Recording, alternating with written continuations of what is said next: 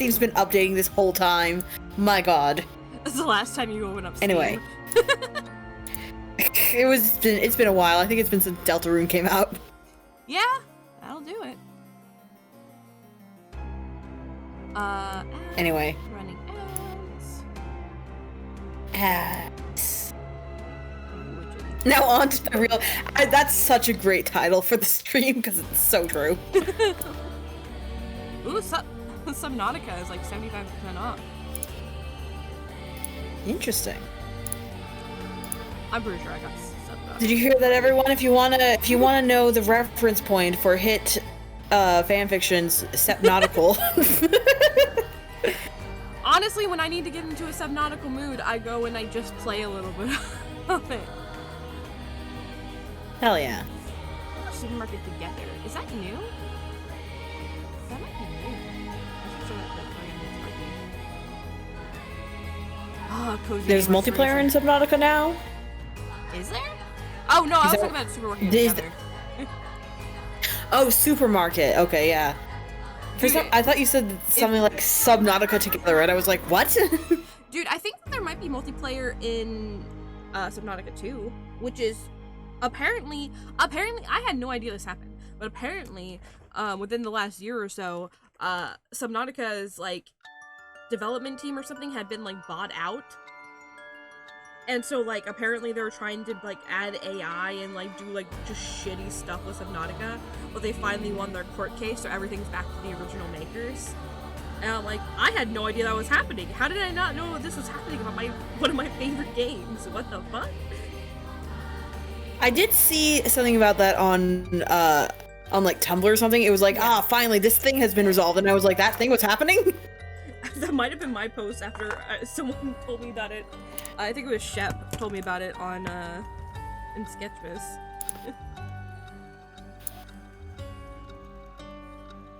Right, I need to stream it to you. Wow. For some reason, I just had this vivid image of myself just like lying on a bed and like kicking my legs in the air. Which makes no, I'm not on my bed right now. You're in your chair. Yeah, exactly. You know my chair. I know your chair. Oh my god, now in voice chat you now have the ability to have, there's like a little icon next to your name that says you're playing the game. Oh, nice. I didn't know that. Interesting. Oh, yeah, it sure does. Interesting. You guys are now gonna know when I'm playing cozy games too late at night. When you're in VC, yeah. Yeah. I didn't save a version of our Paranormasight thing without the VOD on it, so I can't use it for promo. Hang on, Just like crudely black it out. just go and get the layers out. Yeah, I know, but it would be funny. It would be funny. If we ever want to do like an April Fool's Day stream, something like that would be a good thing. Like just a really crappy promo.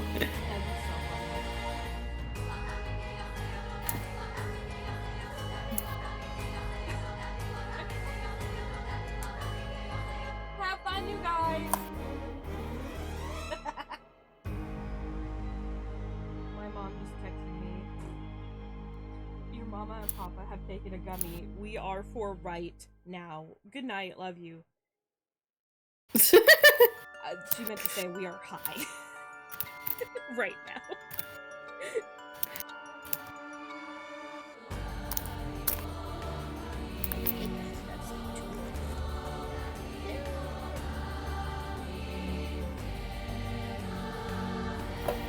I love the music. Mm-hmm.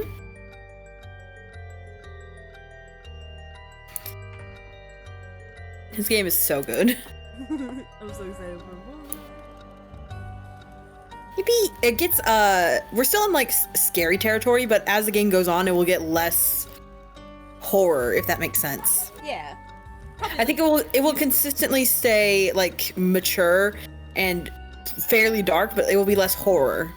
Yeah, I'm sure it's something I'll like start getting used to, you know? Yeah. I believe in you. Yeah, I watch enough horror stuff all the time to be like okay with this shit. As long as it's not like actively chasing me, it should be fine. Yeah, I don't think there are chase sequences, as far as I'm aware. Or like massive jump scares. But even then, like, I've been watching this shit for years, you know? I'm used to it. There will be more minor jump scares, I think, but there won't be massive ones. Okay. We're continuing. Paranormasight over on Twitch.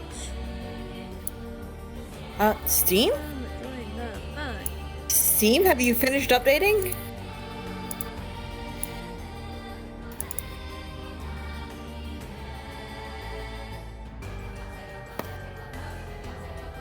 Man, I need to change my Steam nickname.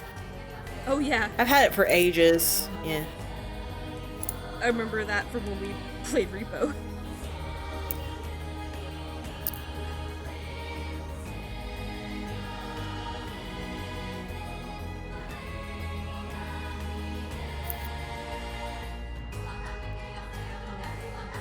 Oh my god, did they send me an email? Oh my god.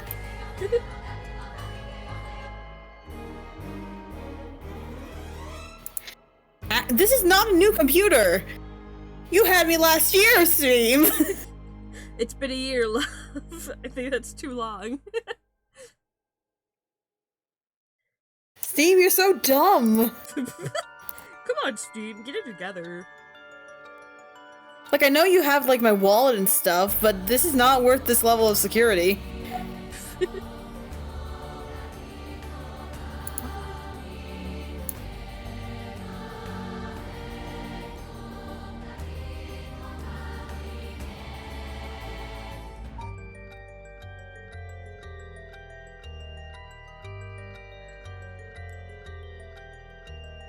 I don't care about the NBA. The NBA. House and Home Fest. Yeah, there it is. Yep. If you guys didn't know this, House Flipper is free over on Steam right now. So you should like get it. Oh yeah, that's if you're interested. That was. Did you forget that was the reason you went on in the first place? No, I remember. Okay. That would be very funny if I did. No, I said that because I went to search the store and immediately the first thing that came up was House Flipper, and I was like, oh wow. Oh yeah, you were annoying. I can just Now you're close. I can just add to account.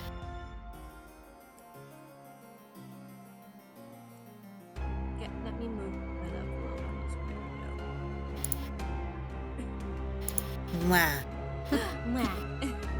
Alrighty. We run ads. We might be able to run another one. I did my promos.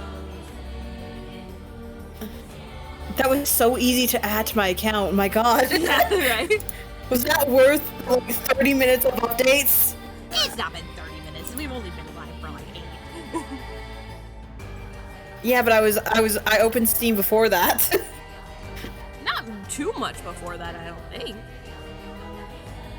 Yeah, I know. It's like probably 15 minutes. I don't know. All right. Let me be comedic. You want to do another 3 minutes real quick to get it out of the way, or just go ahead and start? Otherwise, we're gonna have to do another 22 minutes.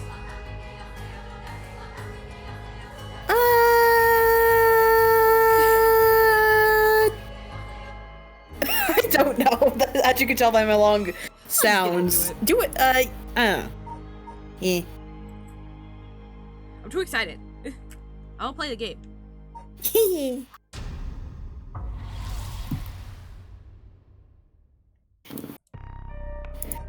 Alright, who should we start with first? Should we start with Yako, Tetsuo, or Harui? Harui? Harue. Harue. Harue. Harue. Yeah. Who start with whoever intrigued you the most. All right, just to recap, VOD watchers, if you haven't seen it yet, we were playing Paranormasight. We basically just finished the tutorial last time. So all the stuff that happened with Shogo, he dies either way. All his roots ended death. So now we're gonna go and find out the stories of the other people we met during his route, which is Harue, Tetsuo, who was the investigator with the young investigator. She was like the mom who lost her son, and she was the schoolgirl. Yes. Yes. I want to do Harue first. Not dreams. Harue Shigima. When the son of Harue Shigima was kidnapped, a botched investigation by the police resulted in the child's murder. 1 year later, Harue has hired a private investigator, which is this guy, to help resolve the unsettled case. Late at night, when speaking to the detective at her home, something strange suddenly appears. I was going over start when I was reading. Okay. Oh, one of my pills got knocked into my water. That's not good. I thought I swallowed that. Uh-oh. Well, I was like, what? There's something gummy in my drink. Alright, let's do this.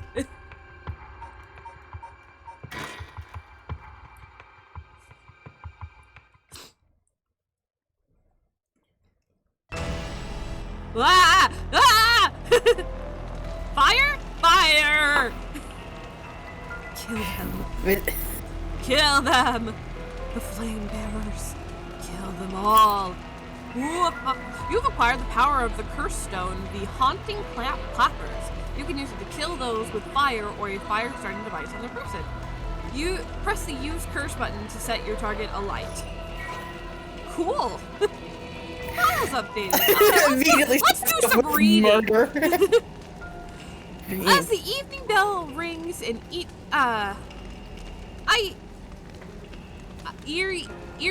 Iriecho. Iriecho. Near present-day Shumoko Bridge, a night watchman patrols the dark streets and announces his presence by shouting warnings about fires, all while striking his wooden clappers.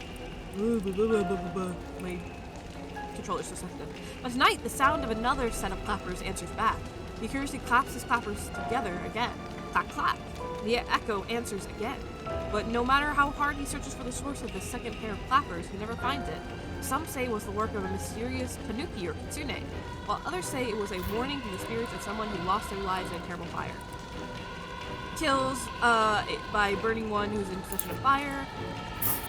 Red, red, red. Everything is dyed crimson. My home is burning to the ground. It's hot. It's so hot. I must call for help, but I cannot speak. My throat must be burned up from the smoke. No, I think I'm already on fire. That's right. I'll just use the clappers. Clack, clack. Is anyone there? Clack, clack. Why is no one coming? I'm going to burn to death. How did it come to this? Oh, right. Her. It must be the work of that vixen who appeared suddenly and enchanted my lord. That witch. Those haunting cold eyes had my lord dancing in the palm of her hand. Perhaps I was also taken in by her. How many innocent people did I lure in under orders? This must be karma. The sound of a heavy bell. It feels like my head will split open. All right, the evening bell. That must be why nobody can hear the sound of my clappers. I got to do it louder. Clap, clap. Alright. Cool. Pleasant memory of someone who burns to death. Because of a vixen bitch. Yeah, because of a we can call her a bitch. She's a bitch. Oh well, you said vixen first, so.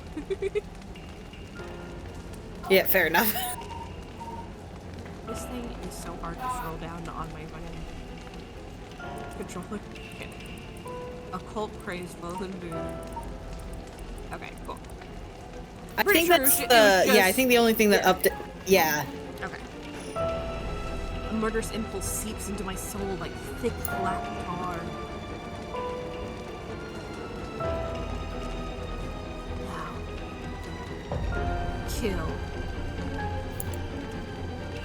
Can you hear it? Who's staring? You, who so strongly desire the light. Kill them. So, more, remembering what happened last time. Basically we found out that the rite of resurrection is, connected to, she lives in a mansion. Is connected to the, the 7 mysteries of Hanjo, and, we found out if you collect enough soul power, whatever it is, I forgot the exact term, with the tokens that dregs. With the tokens that you get from these curses from the 7 mysteries of Hanjo, you will be able to perform the rite. But you have to, the best way to get many more soul dregs is to kill another curse bearer, which is dangerous because they also have curses that can kill you. Exact. It's like a game of cat and mouse where everyone is a cat and also a mouse. Great analogy. I mean, I'm not wrong. You're not wrong. Alright, I think you're Richter, right? Anyway. Yeah. Oh, holy shit. And you're Harway. Okay. Oh, sorry, I just realized that this nail glue bottle somehow seeped up and opened up and glued itself to part of my desk. Oh, jeez. Alright. So that's probably empty. We ready? Yes, go ahead. Alright. Back with me, ma'am? Back with me, ma'am. Hello. I like your hair. What is your fucking hair treatment? It looks great. I don't know. It's the 80s. Everyone looks like this. I forgot it was the 80s. Yeah. Can't say I understand what just happened. But it certainly seems to have put you in a good mood. Oh yeah, I've been cursed. I like your eyes. Close up. Cool. Hello? Huh? Hello? Is it frozen? Oh. This might be the first time I've ever seen you really smile. Is that a smile? Sweet dreams? Yes.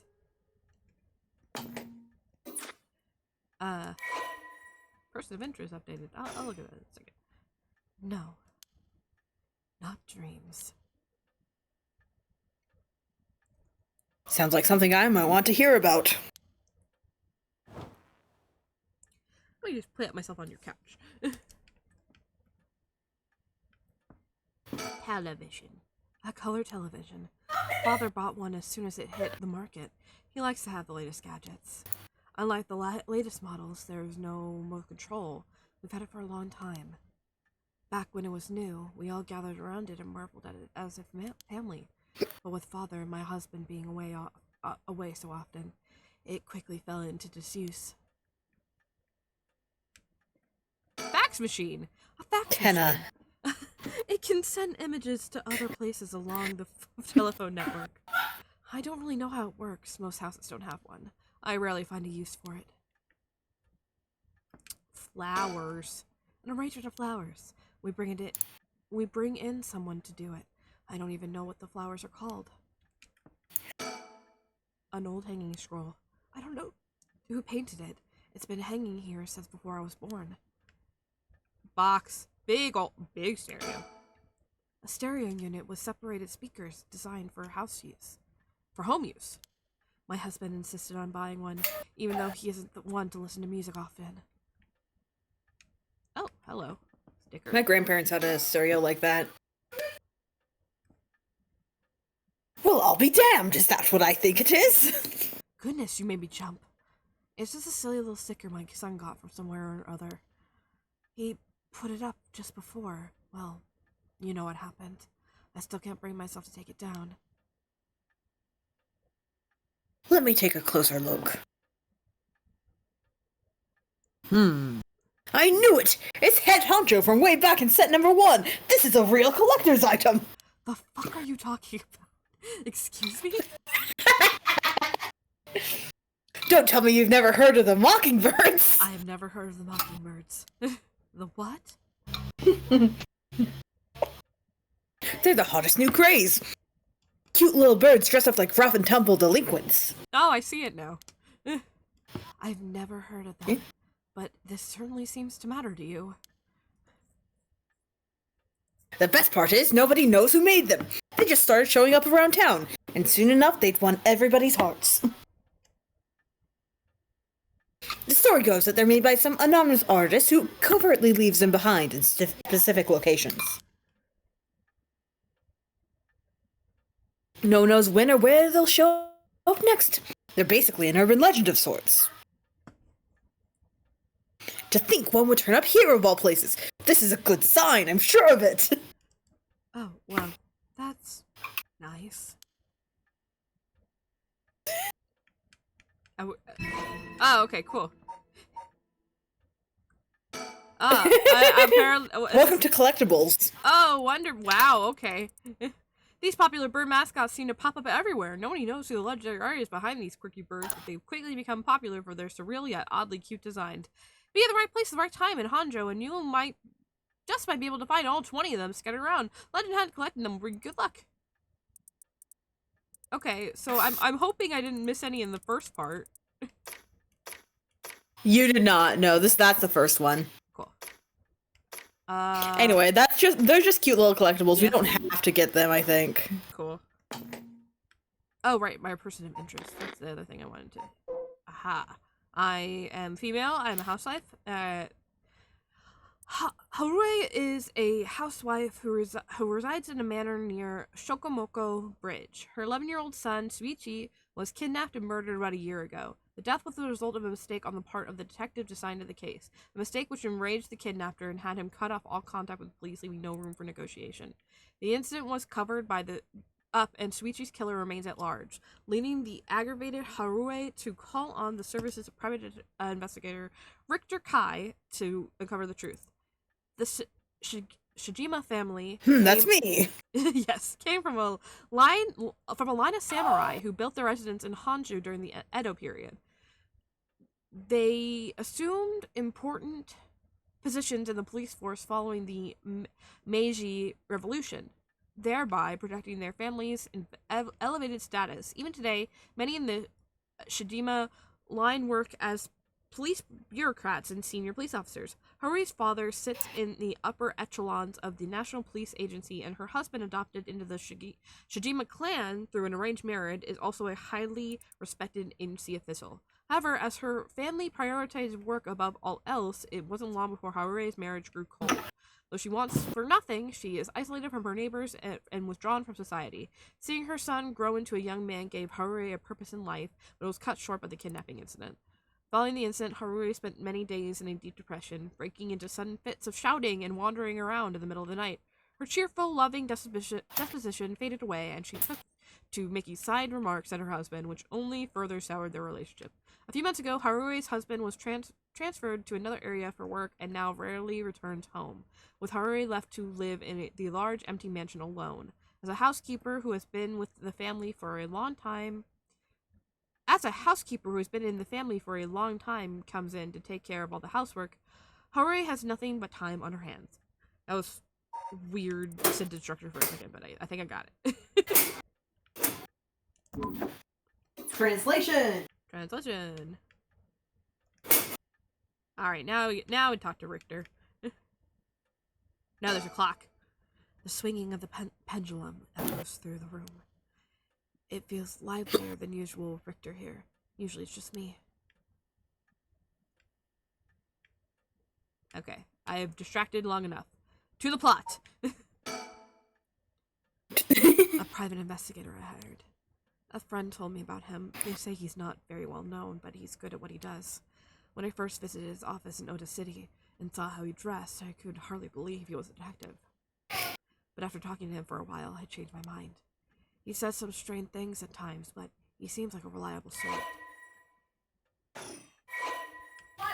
Okay. Oh, our Azure Huron agency. Richard Kai's private investigation firm in Kamata City. Heron. Heron. Originally, Kai thought it to give it a simple name like Kai's Detective Agency, but upon hearing that people are more likely to pick names listed at the front of the phone book alphabetically, he decided to pick a name starting with an A. That's so funny. Azure Heron agency was established. However, we gotta optimize our search engine, whatever. Yeah, basically. However, his question of whether the heron, a bird of somewhat ominous significance, is an effective symbol for attracting customers. Even his own assistant has referred to the name as confusing at best. After all, rather than Azure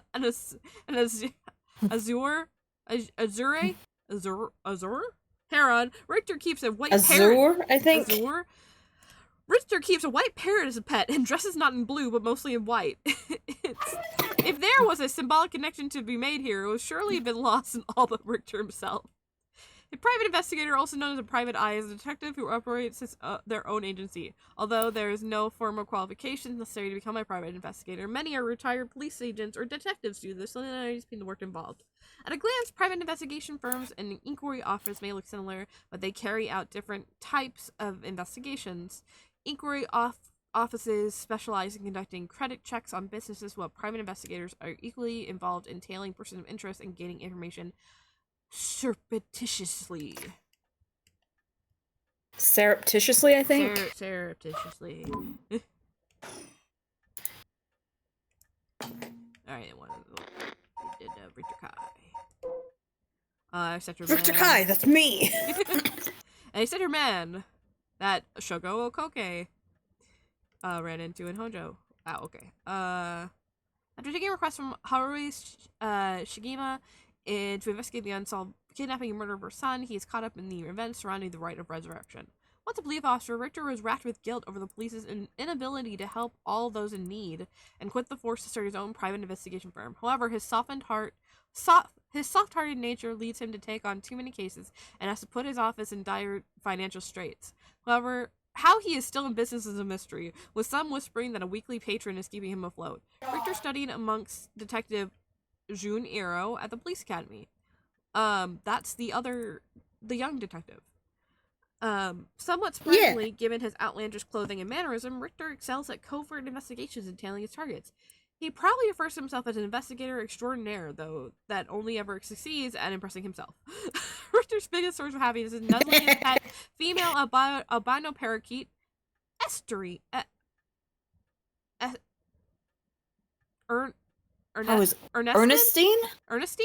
which he keeps in his office.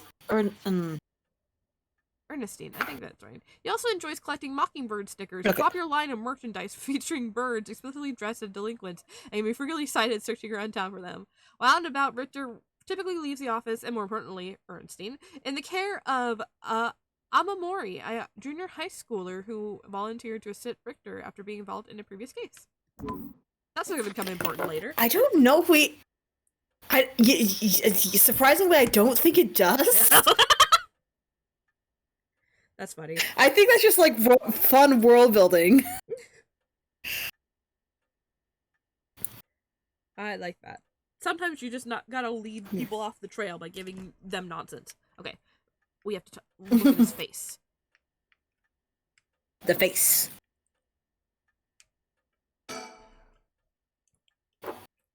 Let me bring you up to speed. We were in the middle of a chat when you suddenly started spacing out. Well, sorry. And the whole time you were grinning to yourself like you just won the lottery. Care to tell me what that was all about? No. Well, where to start?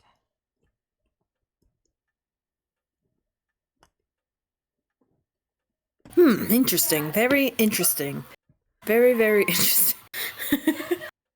So, the Haunted Clapper's curse echo appeared out of nowhere. Told you how to perform the rite of resurrection, and gave you the curse you'll need to do it. Have I got that right? That's right.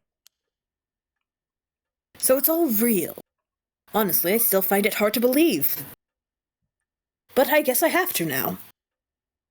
Table. Oh. I saw that curse stone appear in your hand myself. Look at it, it's a They're the It's clappers. the clappers. It looked like it popped clean out of thin air. With evidence that clear, there's no denying that there's some supernatural force at work. I like that he's not a dumb skeptic. Yeah, that's rare.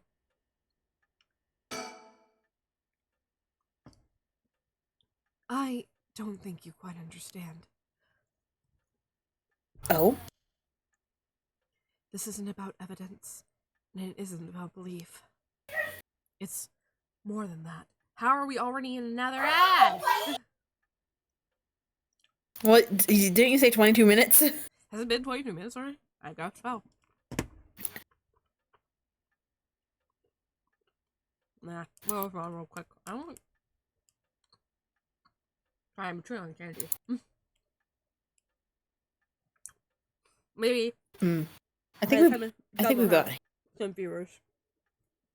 If not, then hi, VOD watchers. maybe. You don't get a random break in the middle of the video. With how long the streams tend to be, it's probably more close to the beginning of the video. Yeah. Alright, your water. Okay. It's more than that. I know it's real.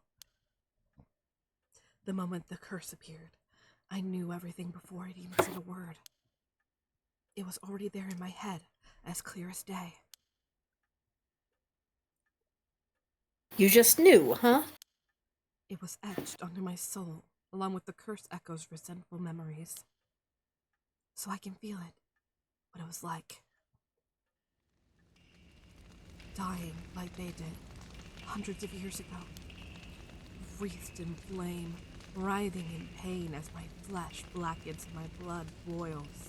I can feel it. All the agony, all the rage. It fills me with bloodlust. Would you mind if I just killed you right now? Yes, I would. I think I need to kill someone. Richter, volunteer? Volunteering ride? Hang on, hang on, let's talk about this. No. You got a lighter in you? Here, hold this candle.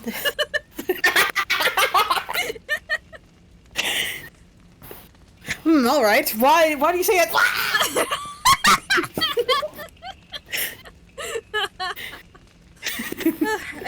I think I need to kill someone. Anyone will do. Just as long as they're carrying fire.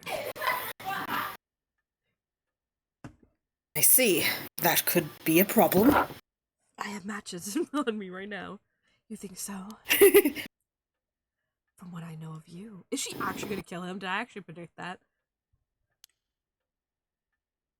I was sure you'd see it as an opportunity. Well, she hired him to find her son. Yeah. He can't do that if he's dead. You know, that's true. The stronger the desire, the stronger the desire to resurrect someone, the stronger the urge to kill. That's how it seems to me, anyway. Good grief! Talk about a spanner in the works. I know they're all Japanese, but he's British. British points. I say we take stock for a moment. Remind ourselves where we've come from and where we're going. That might be a good idea. Are you telling me to think?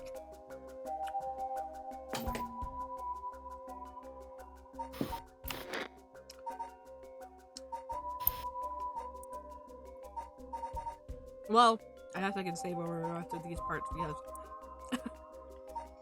you're not here no more.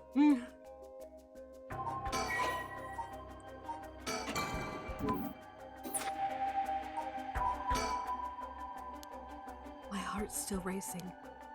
This is it. My chance. At long last. Oh, I thought it wanted me to think. I mean, it's always good to just do that real quick anyway.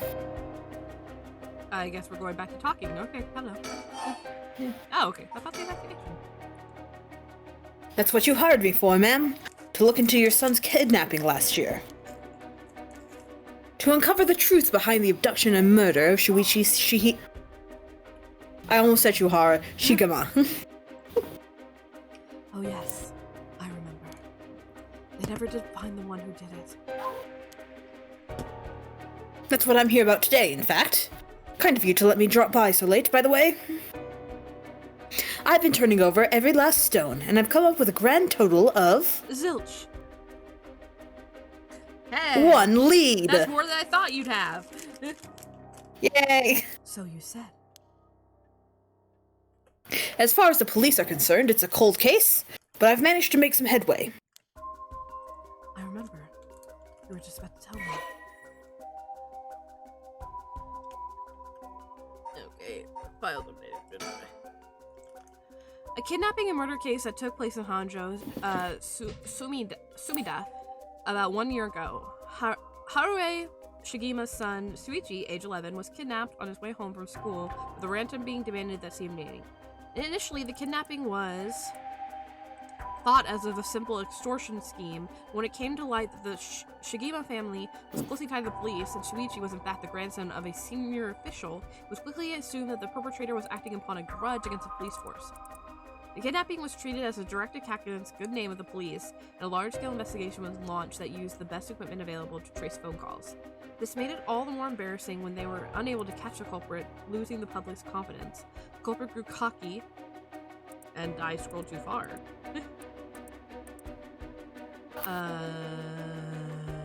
Oh no, my headphones are...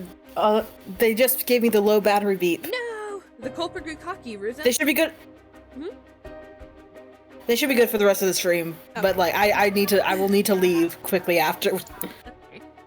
The culprit grew cocky, relentlessly mocking the police force. After 3 days of failure after failure, Haruo reached a breaking point. Spurred by the concern for her son, she resolved to hand over the ransom money as fast as possible, but her husband and father, who held the prestige of the police in high regard, refused, saying that they would not let the criminal win by giving in to their demands. The increasing frantic detective assigned to the case lost his temper when the criminal called to give an ultimatum, causing the culprit to never make contact again. Another week passed, and Suichi's body was found floating in the Sumida River. Suichi's death could be largely ascribed to police's incompetence, but this was ultimately covered up with stringent media embargoes. The investigation was never closed, but the case has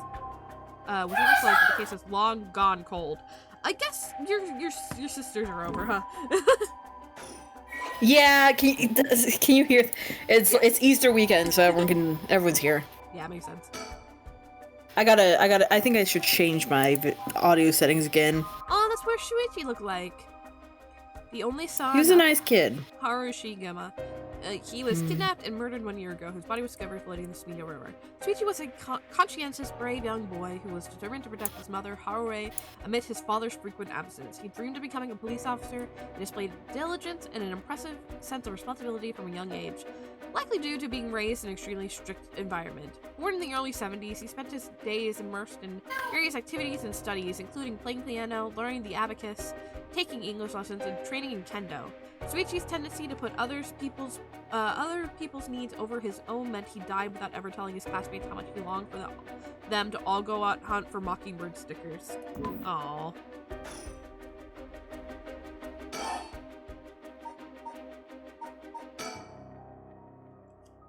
You know, we still need to figure out exactly what you want me to do.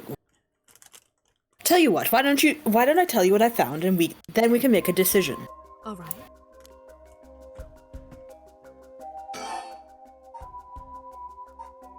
About the... Oh, okay. No, same. Kidnapping.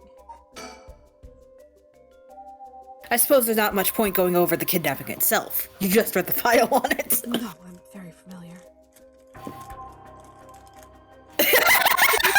Then I'll leave that for the files to cover. I just confirm a few things about the case. Sorry, I have to... That's actually really good. Like, you know about the kidnapping. You don't need to do it. We'll just put this extra bit in the file. That's pretty good flow. Mm-hmm. The police traced the culprit's calls back to, let's see here, Northern Oyoko River, here in Sumida City. That's quite a wide area. That's right. In the end, they never managed to nail down exactly where the calls were coming from. But it was almost certainly the same location that Shuichi was being held captive, since Shuichi's voice could be heard during the killer's calls. Northern Oyoko River is quite a distance from Shuichi's normal school commute. Factoring in that he was seen at school but went missing before he arrived at his house, it's likely that he was abducted by car on his route home. Maybe, but... Exactly. Shuichi was a clever boy. He never would have gotten into a car with a stranger. That's right. I was very firm about that. I knew he understood, too. I even saw him warning the other children. It's possible that they forced him into the car. The only issue is, there weren't any witnesses to the kidnapping. You can't bundle someone into a car with that many students around and not be noticed. But nobody came forward to say they saw anything suspicious. So, did they target him at some other time, or somewhere away from his usual route? Both of those seem a little far-fetched. Which raises the question, how did the kidnapper pull it off?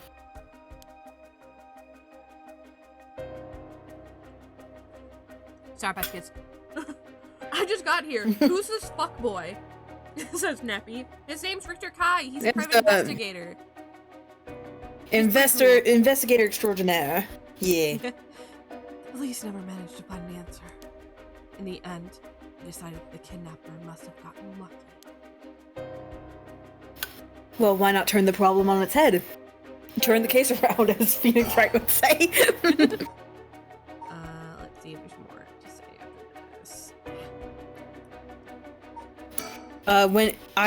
If you remember, when the options are exhausted, they have a little check mark next to them. Oh, did it have a check mark? It did not have a check mark. Okay. I'm just letting you know. Cool. The kidnapper managed to convince Shuichi to get into their car, but how? The only thing that makes sense to me is if they were somebody that he would have a reason to trust.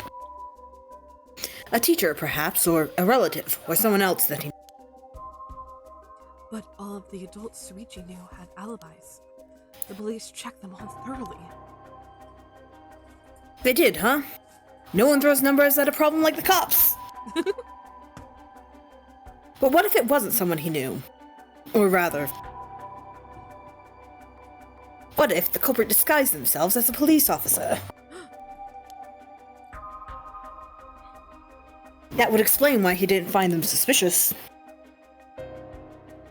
The Shigima family has close ties with the police after all. He would have a reason to trust them.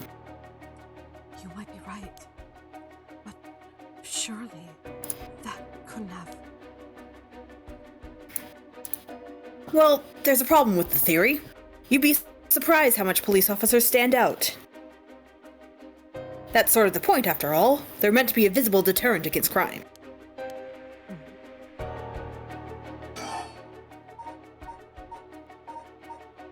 Wait, none of these have a check mark next to them.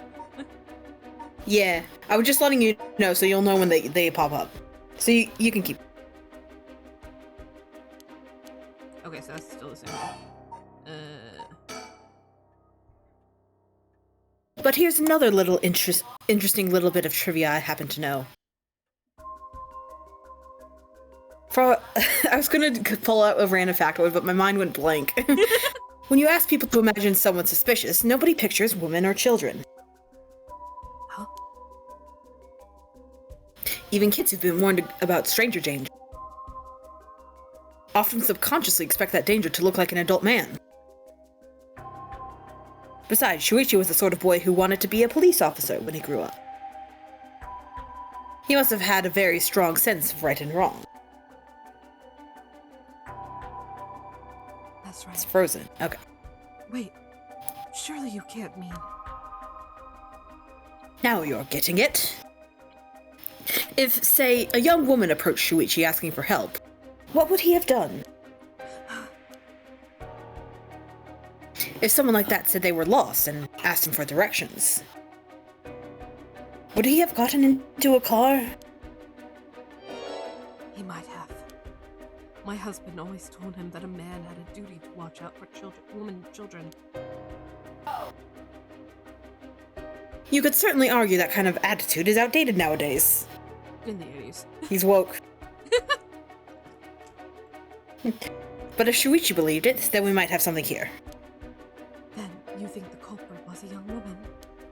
But it was a man's voice on the phone. She might have been an accomplice. Or maybe she didn't even realize she was being used. If anything, that would explain why she hasn't come forward. She herself might not realize she has anything to do with the case. Interesting. So the question is, did anybody see Shuichi speaking with a young woman on the day of his disappearance? See, what I said about people's biases, that goes for witnesses too. And I figured that maybe if I started asking new questions, I might get new answers. So I spent my day asking around Shuichi's school route, seeing if anyone had seen something. And one man thought he had. Do you mean he saw it happen? Well, I can't say that for sure yet. It turned out he wanted something from me, so he asked if we could talk in private. Flashback. Several hours earlier.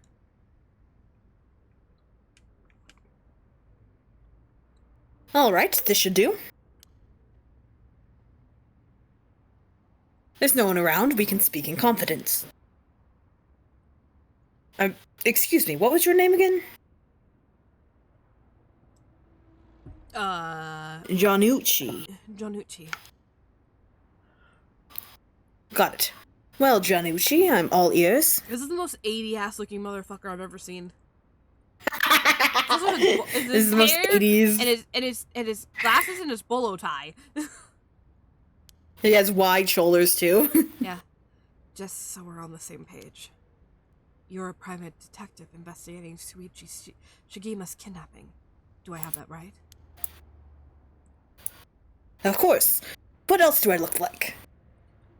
How should I know what a private detective looks like? Oh, forget it. Look, I'll tell you straight. My life is in danger. I need your help. You'll excuse me if that caught me a little off guard. Let me ask you straight. Which I am not. No way! You're so right. There's no way. Who is trying to kill you? A student called Michio Shirashi. Interesting. A schoolgirl, eh? They can be surprisingly vicious. Have you ever seen Doki Doki Literature Club? I was gonna reference Danganronpa. Sounds like you've been naughty. I don't like that. I don't like saying that. It's nothing like that. That girl, she's a murderer. I'm the only one who knows, but I saw what she did. Michiro Shirashi.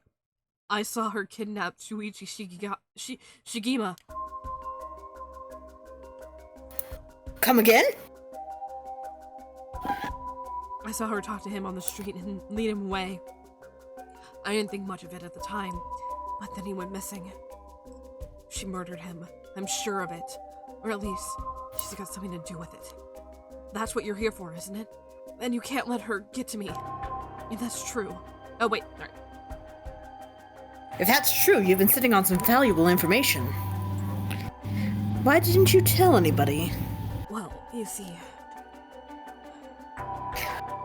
If you can't explain that, I don't have any reason to believe you. I couldn't. She told me she'd kill me if I spoke a word. You're telling me a schoolgirl had you scared for your life. So you've been sitting on that all this time. And you think she's coming for you now that you've spilled the beans? Yes, that's it exactly. I'm begging you. Don't let her get to me. Arrest her. I'm telling you. She's a demon. Well, you seem to believe what you're saying. But it just doesn't add up. How could a schoolgirl have a fully grown man so terrified? You bitch.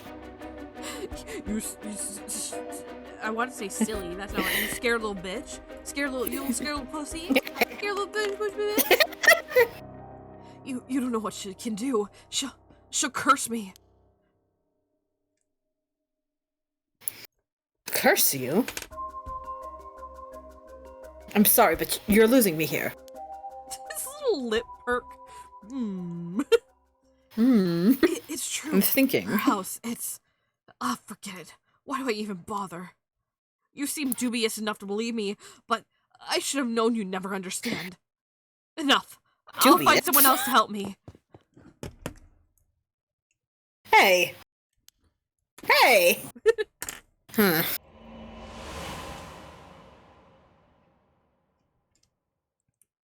Do you believe him? He called me dubious.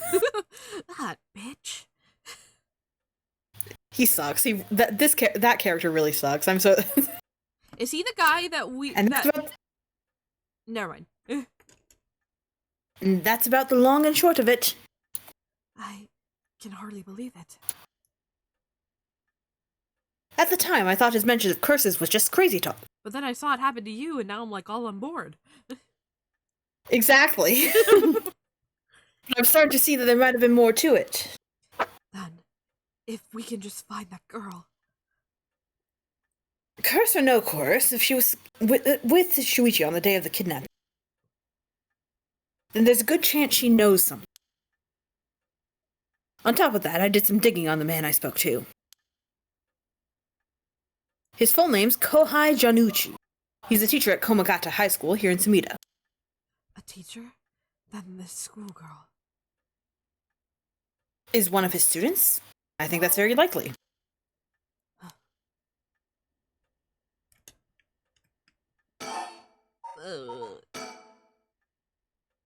At last, we've got a lead. Hopefully it will be the breakthrough we're looking for. Okay. You know, yeah, okay. And now we talk about the rite. The rite of resurrection, huh? I read about that in an occult magazine the other day. Apparently some old books showed up recently with all the gory details. And they say that the rite can be found somewhere in Honjo. I remember the first time you told me about that. It felt like my prayers had been heard. Like I had hope, real hope, for the first time. Ever since that awful day, I've wondered if my game would stop freezing. If I hadn't sent him to school. What if I just paid the ransom? Not a day goes by when I don't think that if I'd done something differently, Shuichi would still be alive. You can't blame yourself, ma'am. It was the culprit's fault, not yours. Though I know that won't help any. Grief is funny like that. I'm guessing that's why you're after the rite. Guess I didn't need to ask. It's written all over your face. I can tell how much he meant to you. Winnie, you mind? We're talking about a dead child, Winnie.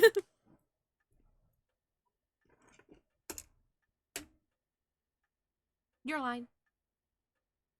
Oh, I stopped looking at the screen. But, and this is a big but, if this rite is the real deal, using it will mean killing someone and stealing their soul. Is that a problem? Look at my dead-ass eyes. I have no problem killing people. If it comes to that, I'm afraid I'll have to stop you. Oh, that's a shame. Can you hold this candle, Richter? A shame, huh? That's all. Listen, Richter, would you like a light? Everyone smokes in the 80s. We all know it. Yeah, I thought if I'm going to be competing with other curse bearers, then your detective skills might come in useful. You realize you're talking about ending someone's life, right? Don't you see an issue with that? No. I think any parent in my position would happily kill for a chance like this. That's so, is it? Dear, oh dear, what have I gotten myself into? I'm going to kill you, Richter. I'm going to go into the park, and I'm going to kill this random black-haired guy. Yeah. If it makes you uncomfortable, then you won't have to get any blood on your hands yourself. I don't need you to kill the other curse bearers. I only need you to find them. I won't be party to murder, ma'am. Not even for a client. Well, I am rich. It does This sound choice like does not matter. Okay, but it does seem like he's sticking to his guns, like, okay. I see. I didn't realize you were so stubborn. For nobody to be involved in murder? Let me say this, though. It's not like I don't get what you're going through. As long as you're not killing anyone with your own hands, maybe I can help you out. No, I'm killing them with the curse's hands, therefore I am absolved of all wrongdoing. Exactly. What do you have in mind? Well, how about stealing someone else's curse stone after they filled it with soul dregs? Huh? If that was all you were after, then I could lend you my services guilt-free. The logic here is not logicking, Richter, because that means those curse bearers have killed other people, and therefore you are okay with their murders, just not her murders. I'm not being paid to do it, though. If the other curse bearers want to kill each other, that's their business. I'm not trying to be a hero. Clearly. I mean, at least he's honest with himself. I guess there's no guarantee a stolen curse stone will work, but we can worry about that later. Well then, I suppose we have a deal. Although, if I stole the curse stone using my curse, would you disapprove? That would void our contract, ma'am.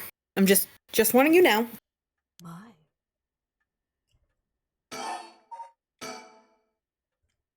Before we go any further, why don't you tell me about that curse of yours? So that you don't turn it on me by handing me a candle. I like this joke. It's the haunting really clappers, funny. was it? That's one of the 7 mysteries of Hanjo, if I remember correctly. That's right. The original story did happen somewhere near here, I think. I'm sure I remember hearing that. In that case, my money would be on all the curse bearers being somewhere in Hanjo. Our first move should be to narrow them down. Some of them are bound to try and come for you first. We'll need to be ready. The curses make their bearers more willing to kill, so an attack could come from anywhere. That sounds sensible.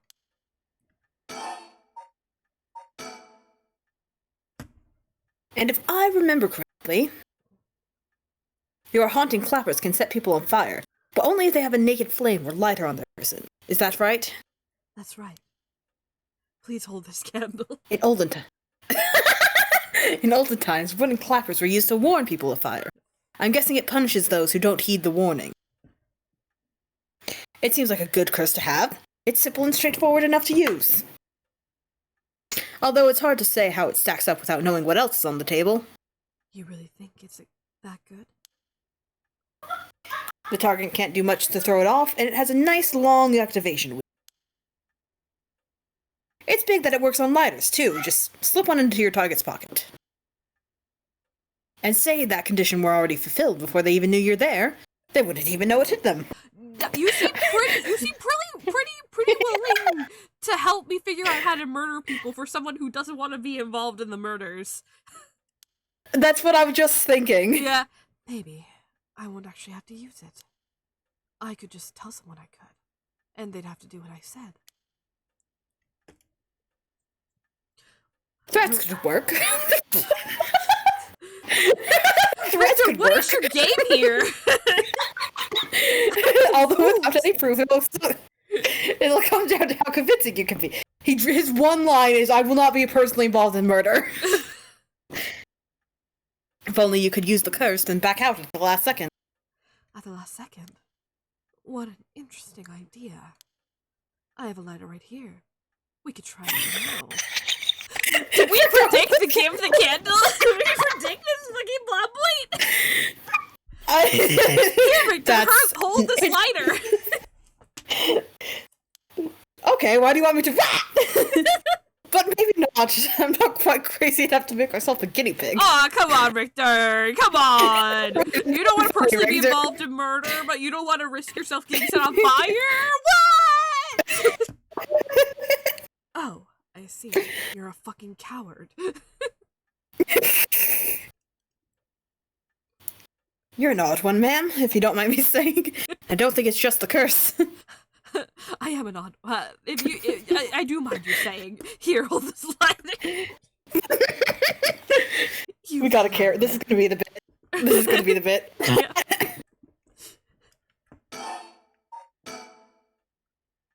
As for what we do next, first of all, I think you should stay indoors. I can't kill anyone if I'm indoors, except for you. But you won't hold my goddamn lighter.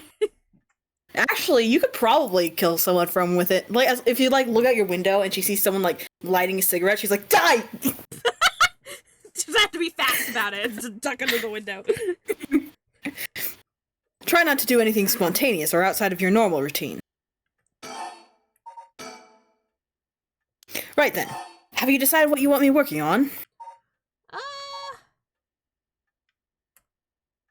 I'm guessing this choice matters. It matters, in the way it will change your dialogue. That's it? Okay. Kidnapping. Finally I have a lead. I need to know what happened to my son. Your wish is my command, madam. I'm the guy from Princess Bride. I'll focus all my efforts on looking into the kidnapping. Although, something just occurred to me. You can't investigate the matter at night, can you? At least until the sun rises. Could you search for the other curse bearers? Alright, I see how it is. Well, I'd be happy to help. As long as I'm not personally murdering someone myself, you are A-okay with murder. Odds are good that the other curse bearers are also working by night. Anyone they kill under the cover of darkness won't be discovered until sunrise. I bet they'll be trying to do as much as they can before morning comes. So it's settled then. I'll look into the other curse bearers by night. And once the city wakes up and I can start asking questions... When are you going to sleep? I'll investigate... Sleep is for the weak, Huffledork. I'll investigate the kidnapping as well. I'll even try and find Miss... Shirashi as part of the bargain. Thank you. That's more than enough. He's a private investigator. I don't care. Now then. I should get to work. There's only so much time before sunrise. I'll call you if I find out anything new. You stay here and keep a lookout. You don't have a cell phone, so I can't call you on the move. There's no telling what kinds of curses you might find out on the streets tonight. Yes, who knows? Who knows indeed? I don't know what that was. Don't go outside if you can help it. And try to be ready for anything. I will. Well, if that's all, I should be going. Are you sure you don't want to hold my lighter? I'm sure, ma'am. Okay. I guess I can convince you.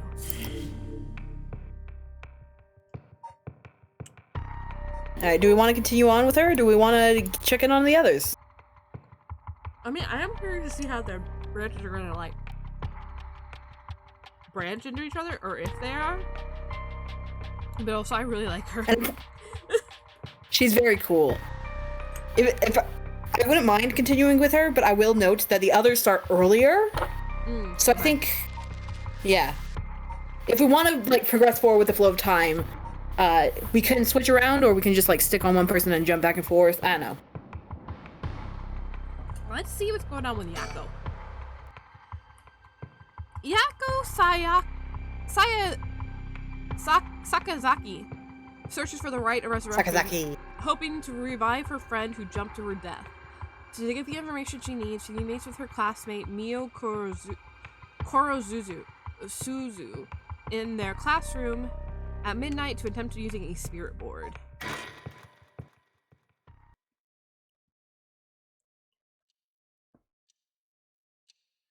a.m. I forgot when the other one started already. I think that was 1 a.m. Okay. Whee! Sorry. I like your hairpin. That should be everything. Okay, let's start. Ready for this, Yakko? Okay, I'm ready. High school student Yakko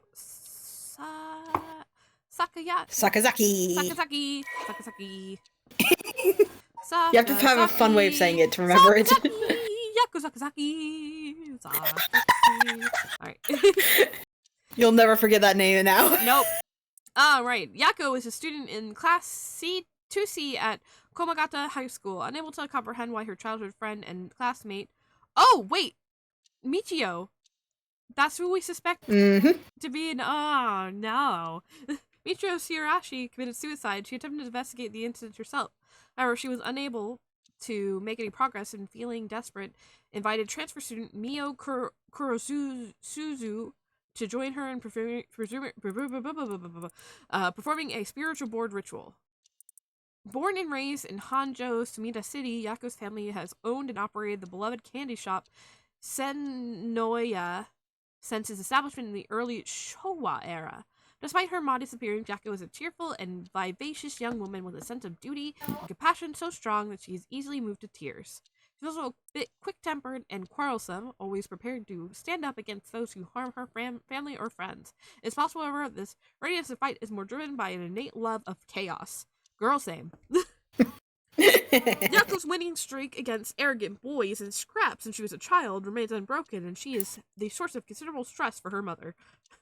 Wow, okay.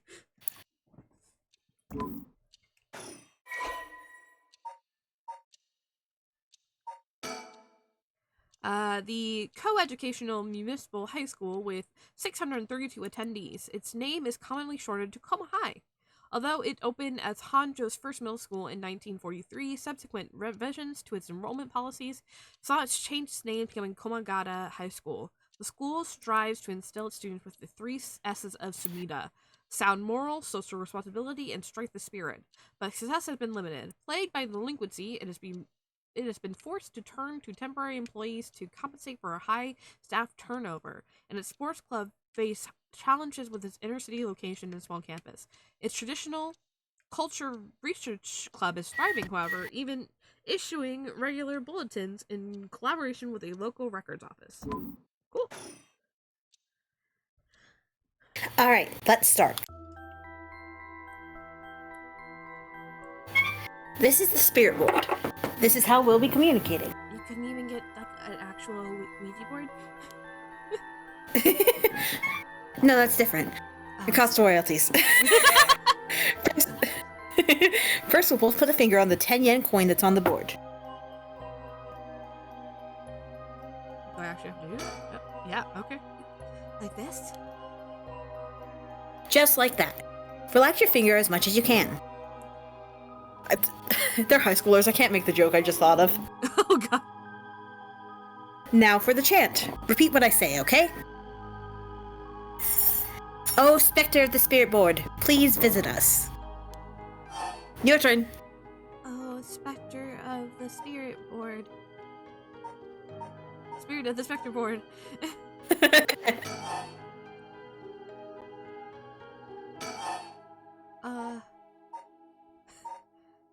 Please visit us. Wait, why did it make me say it twice? Because you said it wrong as well, by the way. Oh. Spectre Look of the at Spirit it. Board. Spectre of the Spirit Board, please visit us. You're a little off. Exactly. You're a little Huh? off. Just relax. I'll say it again. Oh, Spectre of the Spirit Board, please visit us. Your turn.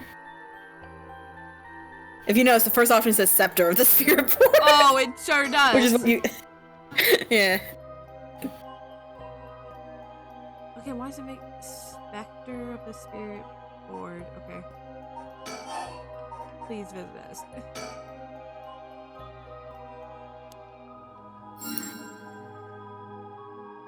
Good. Please tell us if you are here. Ooh. Oh. Whoa, it really moved. Looks like we succeeded in the summoning. We can ask questions now. Right, questions. Start with a question you know the answer to and see the response. Then, when you know your questions are being answered truthfully, you ask what you really want to know. Okay, I'll start with something simple. What is my name? I think you should know the answer to this. Oh, Spectre of the Spirit Board. What is my name?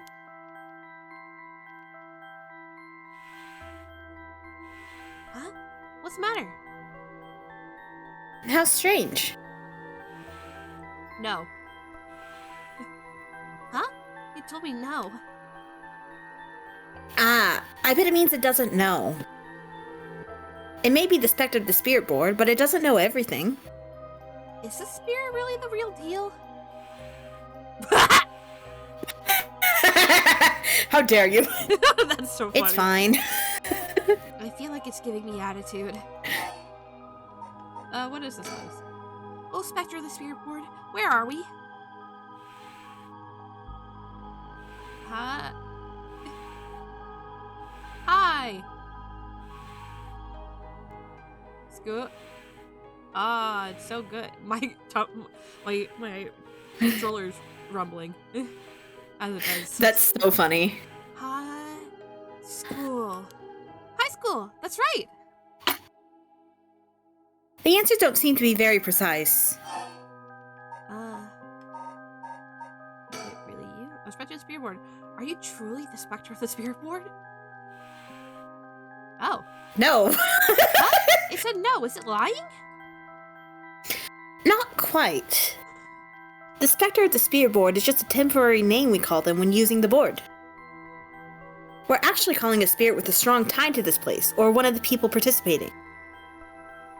In other words, a spirit that just happened to be nearby felt like answering. They don't really think of themselves as the Spectre of the Spirit Board. Oh, really? Huh. Feels like some of my mystique has disappeared. Do you mind if I still call you the Spectre of the Spirit Board? Oh, okay. Yes, okay. Thanks. Always good to remember to say please and thank you. Spirit Board! Spirit Board.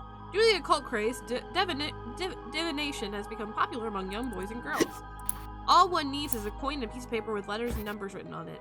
Doing these, all one has to do is ask a question of the called upon spirit and will move the coin to answer. It's believed to be a tool that is adopted from Western spiritualism and molded by Japanese occult enthusiasts. Though it is considered a form of divination, the restricted name of its usage can cause self-hypnosis or autosuggestion, leading to hallucination or symptoms similar to spirit possession. You know what? I can see that. Many schools banned these spirit boards after there were several cases of students sneaking to school at night, in addition to the stories of people having seizures while using the boards. It's like the rhythmic, like, moving back and forth. That's very akin to, like, watching a pocket watch or something, you know? Or, like, following someone. Yeah.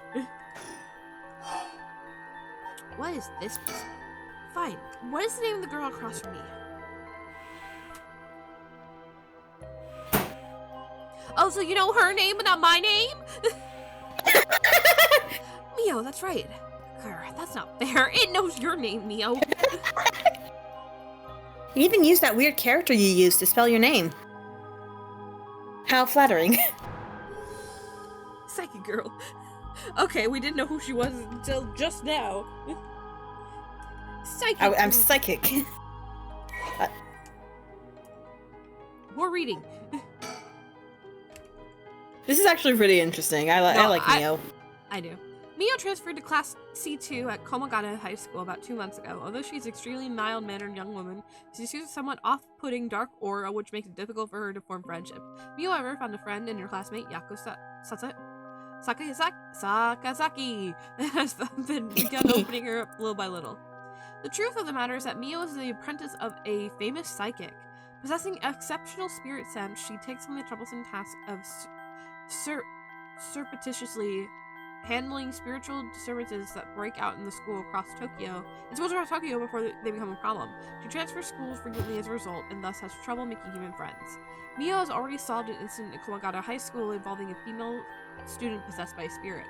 Although she takes effort to hide her spirit sense, many develop the impression that Mio has a deep knowledge of the occult and the paranormal upon first meeting her, leading her to be anxious with her secrets have been exposed. The most common comment she receives is that she gets along well with crows and black cats. I bet. Even the teachers get it wrong all the time. Wrong time to take her water. I guess these paranormal beings just tend to take a liking to you. Huh. I don't know how I should feel about that. You know my name now? I'll ask it again. What is my name? No. I don't know, man. It didn't even hesitate this time. Alright. It's time to try asking serious questions. Yeah. Who does Mio have a crush on? If you want to have a moment of levity, that is an option. Oh, Spectre of the Spirit Board, what is the name of the boy Mio has a crush on? Hey! You're going to ask that kind of question? Doesn't everyone ask this kind of stuff with Spirit Boards? Besides, I'm curious. No. Let's not do this. Ah. Denied. It's a no. Guess that must mean you don't have a crush on anyone. She's gay and has a crush on Yako. Because we specifically actually said boy. We said boy. There's actually a character from the second game who's around their age. And there's like a tie-in comment that shows Mio and her meeting. Aww. And like they get along really well. And so I'm like side-eyeing that with this question in mind. Hell yeah. Okay. Yeah, that's it. No is correct. Let's move on. Or maybe... Oh, Spectre of the Spirit Board, do you mean the boy isn't in our class? Wow! Hey, stop that! Don't make me exercise you! If that's the case then... Don't make me exercise you. Spectre of the Spirit Board, is it a teacher at our school? Good. No good, huh? Yako, cut it out already. We made the effort to sneak in at night. We shouldn't waste our time with these questions. You've got a point. Okay, here I go. I'll be serious now. Yes, please. Oh, Spectre of the Spirit Board. Did Michio Shirashi in our class, who died by committing suicide by jumping 1 week ago, really commit suicide?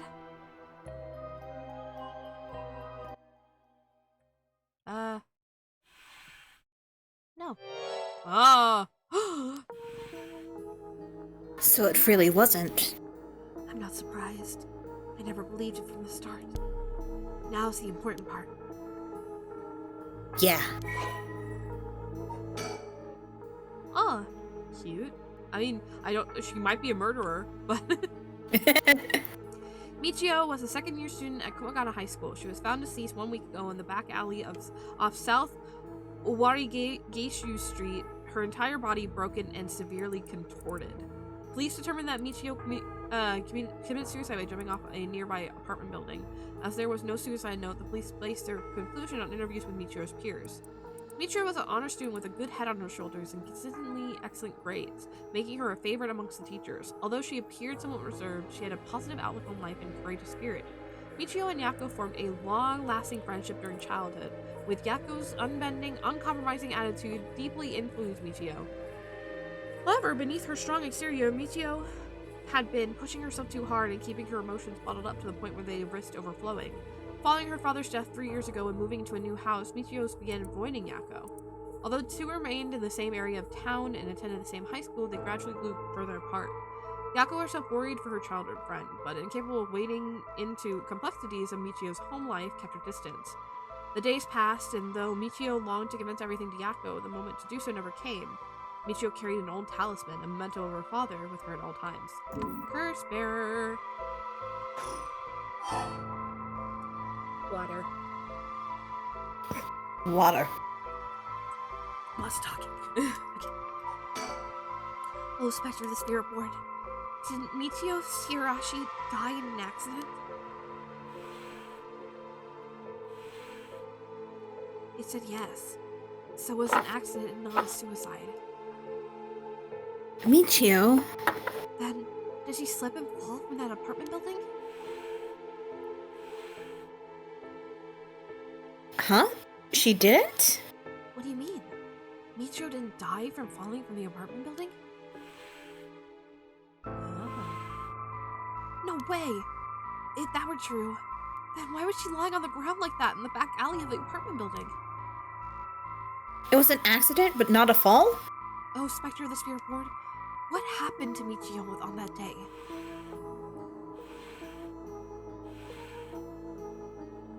Seems like it doesn't know the details.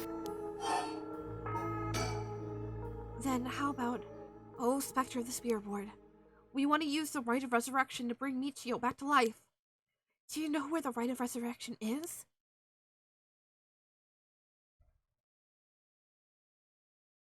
I wonder.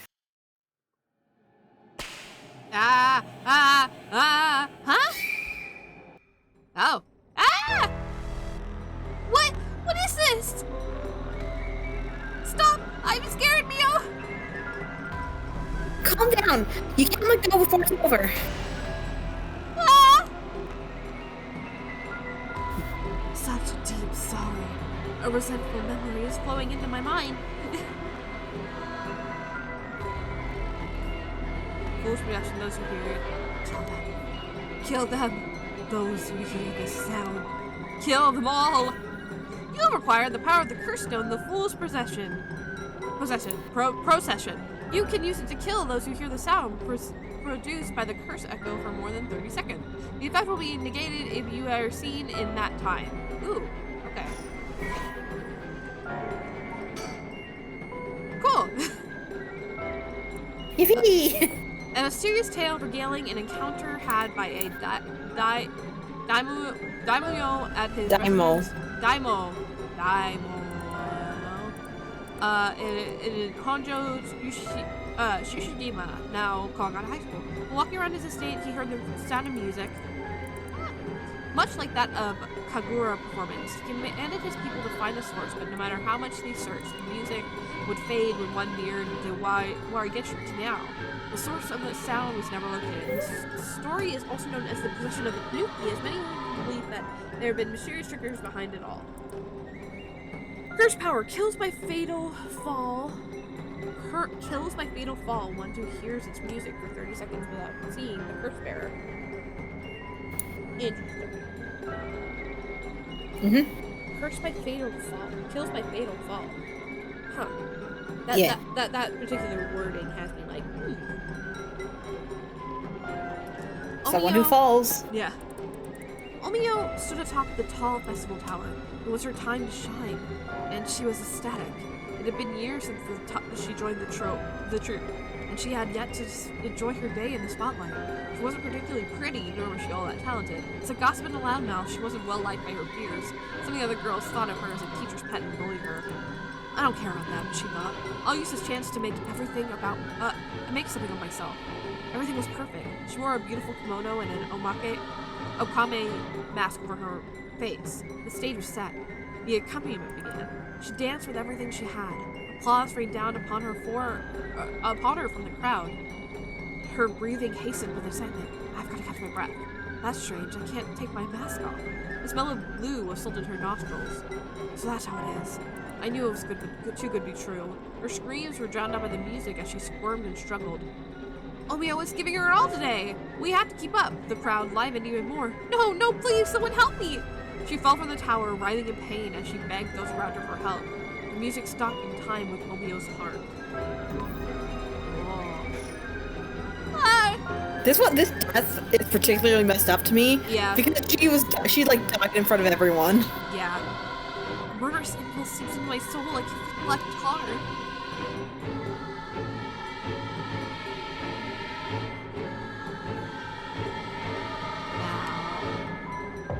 Kill. Kill.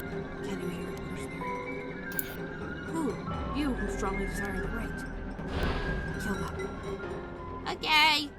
Okay, I'm on it. I killed Okay. Okay. Oh, okay. Alright, let's see what happened with Tetsuo. Yeah. We need to run an ad though. Yeah. Quick bathroom break too. Yeah. She gets some water. Alright, we'll be back in 3 minutes. Oh, they're in bathroom break. Listen to the cool music while we do it. Oh, hello, Winter. You wanna go get some ice? What?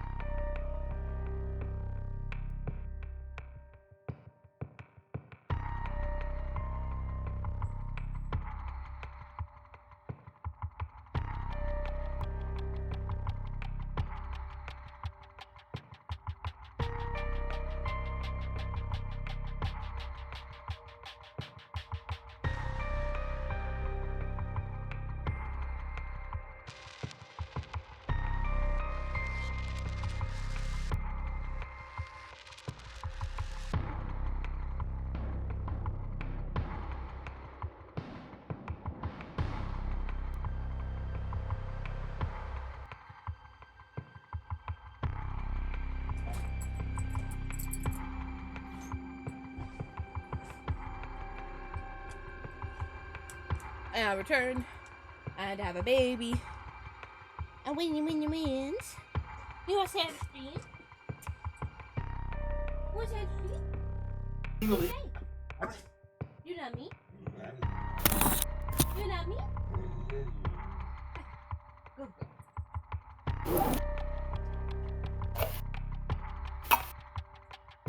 Oh, you said that? What do you say? Ooh, okay. What do you have to say about that? You know me? Go on.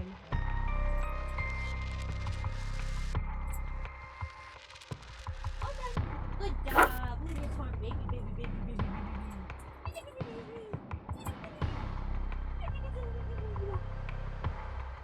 baby, baby. Hi, I love you. I love you so much. Baby, baby, baby.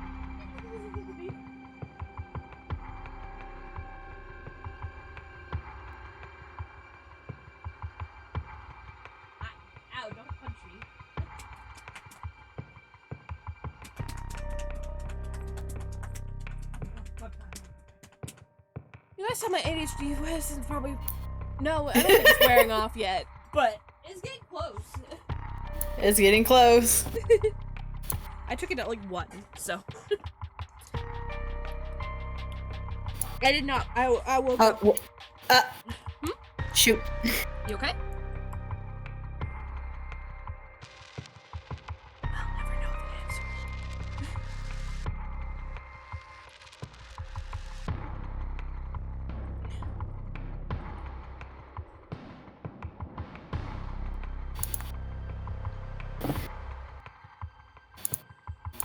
You good, Cry? Crystal? You okay? Yeah, sorry. Stuff went weird with my headphones. Oh, okay. Alright, so do we want to continue, or do we want to do, Tetsuo? Shoot. Well... Yeah. Yeah. Might as well do one by one for a second. Yeah. I think, in retrospect, I think this is a good idea. Yeah. It's a good idea to get them all, like, established, because we only met them very briefly. Yeah. During Shogo's thing. Ugh, I'm checking out my... And then we can figure out where we want to continue from there. Yeah. Tetsuo Tasumi, Chief Inspector of the Metropolitan Police Department, Investigative Division, is investigating the... How many times are we going to say investigate? Is investigating the mysterious death of a fellow officer. This is the scene of the incident. The former Yasuda Gardens is the apartment June Arrow. Every time I look at his last name, I think of Tsum Tsums. Really? Yeah, it's Sumi? Tsum Tsums? Tsum Tsum? I see. I believe wow, I was him and you were June. Where we got set on fire. It is. I forgot about that. That's where Shogo got set on fire. Do you want to be Tasuda or do you want to be Arrow? You can be Ario, because that's how it was last time. Okay. Hey, boss. Forensics is all done. The crime scene is clean. The other officers have all gone home. It's just us now. The park should be able to open back up tomorrow like nothing ever happened. I doubt I'll get many visitors after everything that's happened. You'd be surprised. Lots of people love this kind of thing. I bet they're gonna be lining up to get in. Occult stuff is really popular right now. Did you not know that, boss? Sounds stupid. Well, it's not exactly rooted in science, but if ghosts really did exist, we could just ask them with purpose. Somehow I doubt it'll be that simple. Oh, but I've heard that high school girls are really into the spirit board thing these days. Supposedly, you can call on spirits and talk to them by using a board with letters on it. So, wouldn't that be something? Wouldn't it? You can try it out yourself if you're so interested. Hey, that's not a bad idea. Let's give it a try. Let's give it a go sometime, boss. What now? I don't care. Stop moving around. You really think we're going to solve this case by moving a coin across a scrap of paper? Sounds like you know all about that. We gotta be open-minded. What if that's how police work is gonna be from now on? Don't make me laugh. Listen up, Ario. You can't go blaming the death of your buddy on something like the occult. I don't care if it was ghosts or the occult or what. Whoever or whatever it was that did this. I'll get them. I promise you that. Well, you've got the right attitude, but we don't even know if this is a murder yet. Biases weaken our judgment. Get too fixated on one thing and you stop seeing everything else. Aye, boss. Now that we've finished investigating the scene, let's review what we know. Now? It's getting late. I figured we'd head straight home from here. Look at his face. He's like, so angry. Come I was so on! ready to go home and sleep. We're trying to go home and have a bubble bath. Oh no, that is just the first thing that popped in my head. Come on, we gotta go over all the info we've gathered.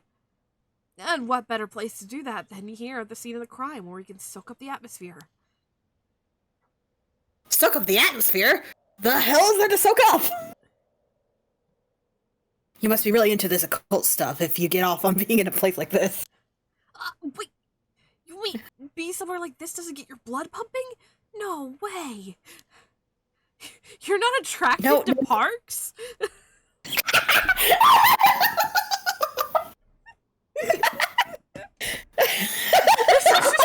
I thought everyone was attracted to parks. Why would you put it like that? I'm not the weird one here.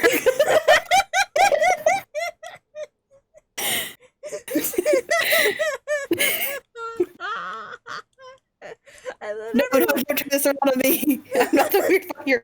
Gripes. Wait, that's actually the line!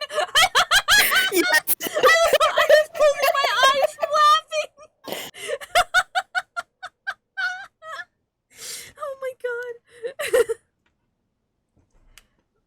god. Fine, let's get this over with. Aye, boss. That was so funny. It's puppy. Right here. So, I'm not attracted to parks. Okay. The former Yashida Gardens here in, Yokohama, Ochime, were originally built as part of a daimyo's estate back in the Edo period. The park became city property a number of years ago and underwent extensive renovations. There's not a soul around at this time of night. Quiet doesn't even begin to describe it. And is that what gets your blood pumping, Ario? Oh my god, we gotta clip the stream, man. We gotta clip it. So, early in the morning yesterday, a staff member found the victim collapsed here in the park and called the police when they realized he was dead. While there were no obvious external wounds, the fact that he was a police officer and the evidence of a struggle means it's very likely that it was a murder. He's a police officer, he looks like a high schooler in a Letterman jacket. No, he's a high schooler. Oh, the Sumida office. I mean, no, he's a police officer. Oh, the Sumida office. I said the wrong thing. Yeah, the Sumida office sent it over to us since it involved the death of an officer, but we were tasked with the investigation. What we need to do is figure out what happened and whether there was foul play involved. I think that about sums things up. The victim is Hajime. Hajime. It's Hajime. Hajime. It's Hajime. Yoshima of the Juvenile Division in the Sumida City Community Safety Bureau, 27 years old, single. He mostly dealt with cases involving juveniles and education. His rank was senior police officer. You knew him well, didn't you? What was he like? Yes, we were in the academy together. We still went out for drinks together every month or so. He could be a little rowdy, but he was like a big brother to us all. He was kind and cared about his friends. For better or for worse, he wasn't the upright type of cop.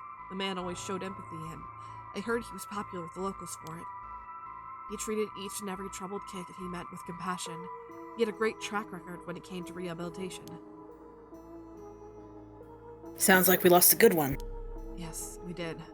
We truly did. I knew being a cop was dangerous. I knew something like this could happen, but... It's never easy when it happens for real. I know the feeling. He didn't seem to care much about climbing the ranks, but he was the top of our class.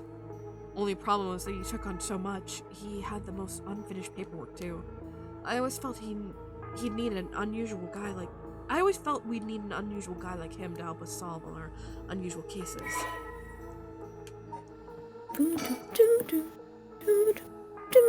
Hajime! He's like the most Shuichi and Hajime. Yeah, Shuichi and Hajime. It's almost like they're regular Japanese names. Yeah, it's almost like they're common names. Hajime was a police officer with the Sumida City Community Safety Bureau or CCSB, and was primarily responsible for juvenile and education cases.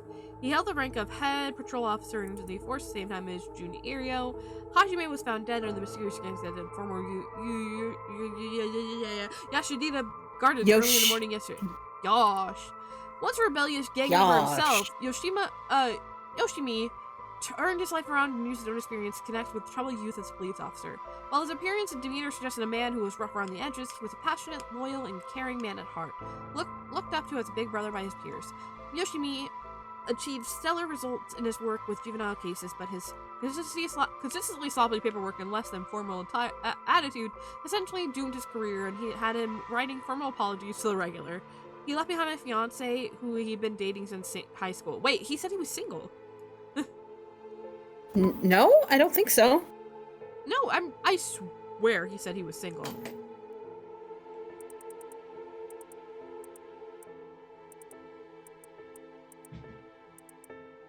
Yeah, 27 years old, single. Oh. Interesting. Maybe they don't know because he does in fact have a fiance. Yeah. Cool. Okay. Don't worry, you're plenty unusual yourself. Me? I'm the most normal of my class.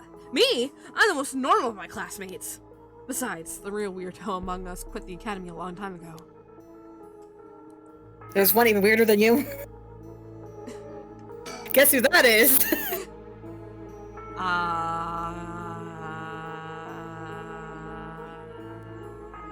Oh! It took me a second. It's Richter. I was about to say something. Yeah. It's Richter. June Ario, attended in Tokyo Metropolitan Police Academy, or TMPD, First Investigation Division. His rank is Sergeant. This is his first time. This is his first. Yeah, so, this is my eternal narration. That's right. Yeah, this is his first time leading a case. It's like he's graduated from rookie to newbie.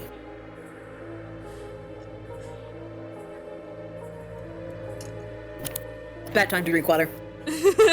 He looks put together on the outside, but acts like a kid most of the time. Honestly, the Force could use more people like him. I'll die before I say that out loud, though. Yeah. As for the cause of death, we won't know until the autopsy's done. From what we've seen, though, it appeared to be some kind of acute heart failure. But since he had no record of chronic illness and had no visible wounds, it's possible that poison or drugs could have been involved. Dying in the middle of the park like that, it certainly seems suspicious. Sorry, I have an itch on my arm, and oh my god, my new nails are so nice. Hell yeah. Real good. You ever just have a real good scratch and just has you like, oh my god, this is the best scratch in the world. Anyway. I know exactly what you're talking about. We found signs of a struggle at the scene, as well as footprints belonging to an unidentified individual. We got people trying to identify those prints. If we can find out who they belong to, we may be able to figure this whole thing out. Yes, wouldn't that be nice if that were the end of it? But it won't be. Because we're in a video Because this is a game without curses. The only thing Hajime had on him were his badge and his wallet in his pockets. So we can rule out a mugging. Though there probably aren't many people who'd think to try mugging a cop as big as him. I've also heard that Hajime got into a fair few fights in his younger days. He started judo once he became an officer and rose up the ranks quickly. Sounds like the perp would have had to have been pretty strong to take on Hajime. There's so many shit to talk about. But boss, is this case really important enough to assign to someone from the investigation division? I mean, a friend of mine died, so it's important to me, but... It's all up to the higher-ups. I'm sure they've got their reasons. Boss, you know something, don't you? It'll all become clear in time. Try not to worry about it too much. I'm worrying about it. Thinking about it. The only thing we know for sure is the identity of the victim. That means that there must have been something special about him, right? Maybe he knew something he wasn't supposed to. Some kind of secret or something? Isn't that right? You're pretty sharp sometimes, you know that? If you picked up on that, you should be able to put the rest together yourself. Well, let's continue going down this. Well, I'm interested now. Well, it's our duty to get to the bottom of this death, especially one involving an officer. Oh, okay. Hajime was quite the bad boy in school, apparently. He ended up with the police a lot. He said the officer in charge was good to him, helped him get back on track. The reason he wanted to become a cop was to pay his kindness forward, since it was the first time he ever took his studies seriously. That's a good story. Love that kind of thing. Makes me want to have a drink in his honor. Aw, Susu. Please don't make fun of my death. Wow, okay. I was being serious, man. Yeah. Hey, I said in his honor. You should aspire to become the kind of cop people miss when they die in the field. You say that like it's a sure thing I'll die. Besides, if I end up hiding it, I'm sure you'll be the one who misses me most, boss. Well, Come on, don't be like that. You'll hurt morale. I guess how much I'll miss you depends on how this investigation goes. Boss. I can already see it. Erhio, no! Why'd you have to go and get yourself killed? I have no idea what's going on in that head of yours. Must be a Not terrible much. place. Yeah. Yeah, that'll be a sight to see. I can't wait. You can't wait for your own death? Get it together, kid. Sheesh, you really are something. Thank you? It's because he's attracted to parks. God, I forgot about that already. I'm never gonna live that. What about the victim's family? The Yoshimi family is from, Kitasenju in Adachi City, but Hajime's parents died a long time ago. He lived there all alone, no siblings or anything. He went to his house a few times for drinks. I went to his house too a few times for drinks. I was surprised. This is huge, old-looking place. Like, you know, the kind of place that seems super haunted. And he lived there alone? It looked like the house of an old noble family. It was hard to imagine him being such a delinquent living in a house like that. There's that bias I was talking about. If he's from an old family, I'm sure things were complicated. Very Jackson Stormfellow then. That's a bias too. He never talked about any of that, even when we were drunk, so I don't know much about it. Oh, one more thing. Yeah? Hajime was engaged. I don't know why I said he was single. Why'd you say he was single earlier? He'd been seeing his fiancée ever since they were in school, for 10 years. They had just started talking about getting married. What was her name again? He showed me a picture once. She's a beautiful woman. That's so. How terrible for her. But she may know if there'd been anything going on with him. We should speak to her. Yeah, his fiancée may have been his only confidant. I'm sure someone at the Samita Police Department has already contacted her. I'll look into it tomorrow. Hey boss. I looked at the case that Hajime was running. Great. That's the kind of stuff I want to know. Sorry, I looked at the walkthrough. Very good. What was Hajime working on the day he died? Well, according to his report from the day before, he had 2 cases involving juveniles. Uh-huh.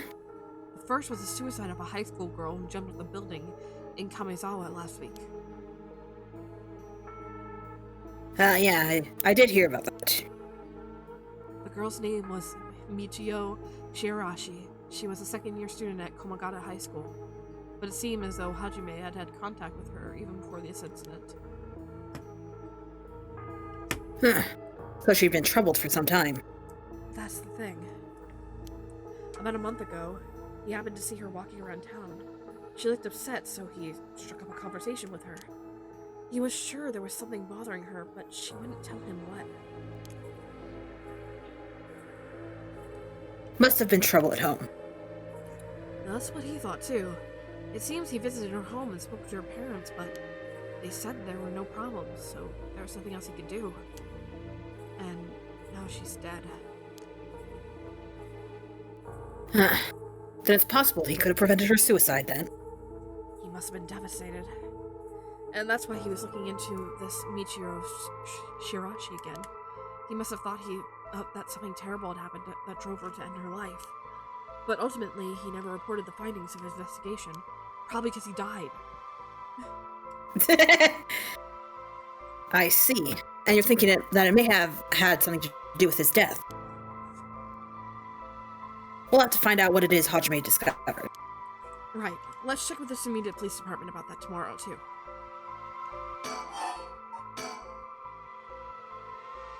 And what was the other case he was working on? This one is also related to a Kamagata high student. A troublemaker named Hitomi Okuda. She seems to be the leader of a group of kids who get up to no good.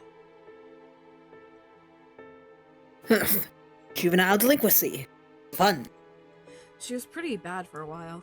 Multiple charges of destruction of property, assault and battery, you name it. Hajime had been working with her for about 6 months, and she was finally starting to open up. Then he met with the girl the day he died. Well, every school's got its problems. But I'm sure he'd be worried about how she'd get on without him. Right. Just when she finally found an adult she could trust. She might act out without someone to help her to get through this. We'll have to make sure the Sumida Community Safety Bureau does their job. But we can't rule out the possibility that meeting with the delinquent girl had something to do with his death. Then we'll have to interview her, too. Ah, yes, you're right. She may have been the last person to see him alive, after all. I'll ask Sumida to introduce us tomorrow. Though, who knows if they'll actually let us talk to her. That's what we hired you for. Lay a little boyish charm on them if they need convincing.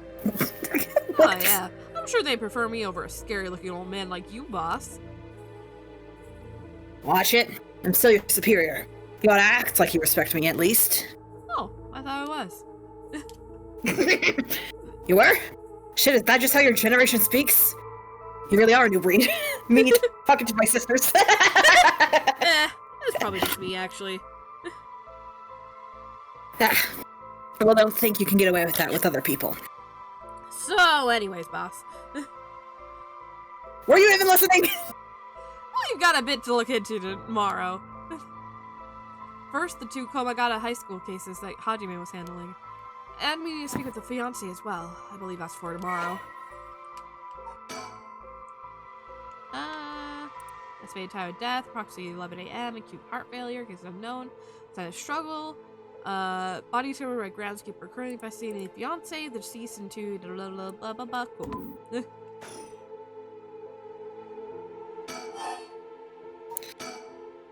Time of death was around 11 p.m. 2 days ago, outside of the park's opening hours, of course. His body was found early in the morning yesterday. 11 p.m. the day before yesterday. What was Hajime doing out here at that time in the first place? That's the question, isn't it?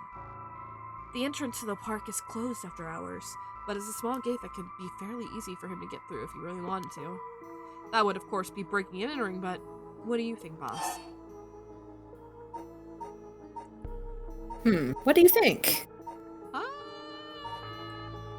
Probably someone called him here. That would make sense to me. It's hard to imagine a cop like Hajime would trespass for no reason. And since it seems like someone else was here with him, could they have called him here? Oh, that does seem likely. They must have been talking about something pretty sensitive to come here in the middle of the night. So Hajime meant someone here to discuss something in secret. And then they got into a fight? No, that wouldn't match the cause of death. There were no wounds on the body that would indicate... why did I say it like that? Indicate a spontaneous scuffle. I don't know, but it kind of scratched my brain. The perp must have planned something. Indicate. Indicate. Hey, you think it was premeditated? That would mean they called Hajime to the park with the intent to kill him?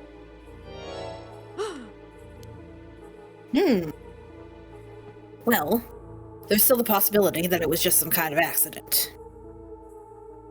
Maybe the perp tried to threaten Hajime and things went south from there. We should be able to get a clear picture once we know exactly what killed him. Right. I gotta talk slow when I'm speaking in his voice, Yeah. otherwise I stumble over myself. I know, I've been stumbling over myself too. So I'm gonna see if I can turn down some stuff because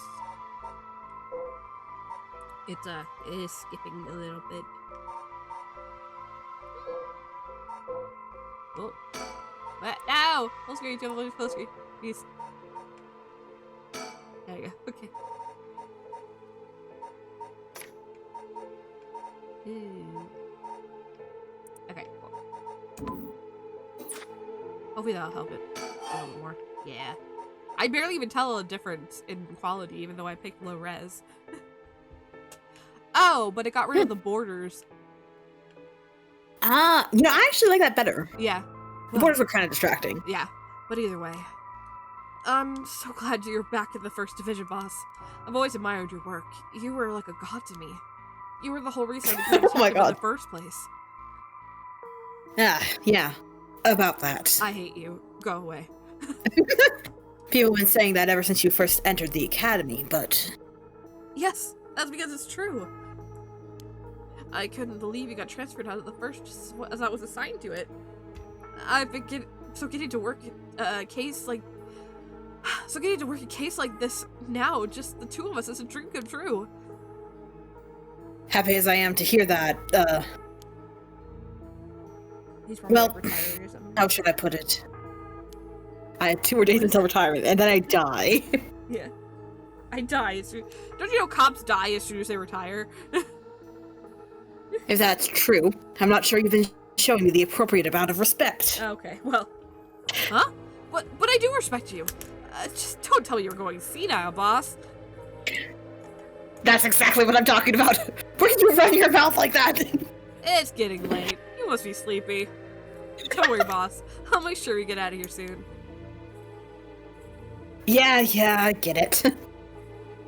I'm an old man. I'm an old man.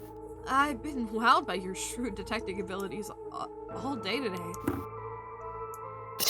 Oh, really? Funny, I've been wowed by you too. God, I love the two. Family. What's your side, boss?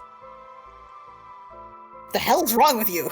Prying into my personal life all of a sudden. It's just, I've never heard you talk about that or anything. Oh, are you single? Shut it. That's none of your business. Well, ever since I joined the force, I've been thinking. The department really pressures young officers to get married. I wonder why that is. You don't say anything like that, though. How should I know? I caved to the pressure myself and got married 20-some years ago. Huh? So then... God, you're relentless. She took our daughter and left 4 years ago. Thanks for reminding me. Thanks for reminding me. Oh, I'm sorry. I can't believe she'd give up on a guy like you. I was never home much. Too focused on work. I'd come home late only to get called right back out again. Plus, being a cop is dangerous work. And I'll blame her for getting fed up with it all. How sad. Especially when you're out here putting your life on the line. Oh, is that why you transferred out of the first? It was already too late by then. You'd better be careful, Ario. You say that, but there's not much I can do, is there? That's the nature of our job. Alright, there aren't many who can really understand it. Not unless they're involved with police first themselves or relate to someone who is. But wait, you have a daughter, boss? You really think I want to talk about her after all that? Have some sense. Come on. I promise I don't mean this the way it sounds, but how old is she? And it's your park. Is she a park? Geez, you don't know when to quit, do you? At least try not to look so intrigued. Does she smell like flowers, like I would fucking in a park? She's a bit rough around the edges. I think most men are intimidated by her. Last I heard, she's living by herself and going to college. Yes, score! Now I just make sure she has a Parker scented perfume. Does she wear a lot? Does she wear a lot of nature print? Yep. No comment. This is so stupid. This is what Bermuda spits. Wow, a college student. Men love an educated lady. Stop that! What kind of cop are you, making baseless assumptions like that? She's living on her own, though, huh? You must worry about her. Worry? I don't even know where she lives. Oh, so she hasn't told you. Probably because she knows you'd follow her around everywhere. I would not. I don't think. Come on now. We both know that's not true. Listen here. You may look like a mean old man, but you sure have a soft side. What? Is that supposed to be a compliment? I can't keep up with you. We're done talking about this. Ow! You okay, boss? I hit my hand. Oh, that reminds me. Water. I got waterboarded halfway through my line. That's just me. Just me like, stop asking me about my family. Shut up. If you got married 20 years ago, it must have been right around the Nejima murder. You know your history. Yeah, that happened a year or two after our wedding. You were the one who arrested the killer, weren't you? We studied that case at the academy. I was only in elementary school at the time, but I still remember people talking about some dangerous criminal being arrested. Oh, that was just... cracking the case, finding the guy. It was all just happenstance. I'd really rather not think about it. It was a disturbing case. Did it not make your skin crawl when you learned about it at the academy? It did. We were all terrified.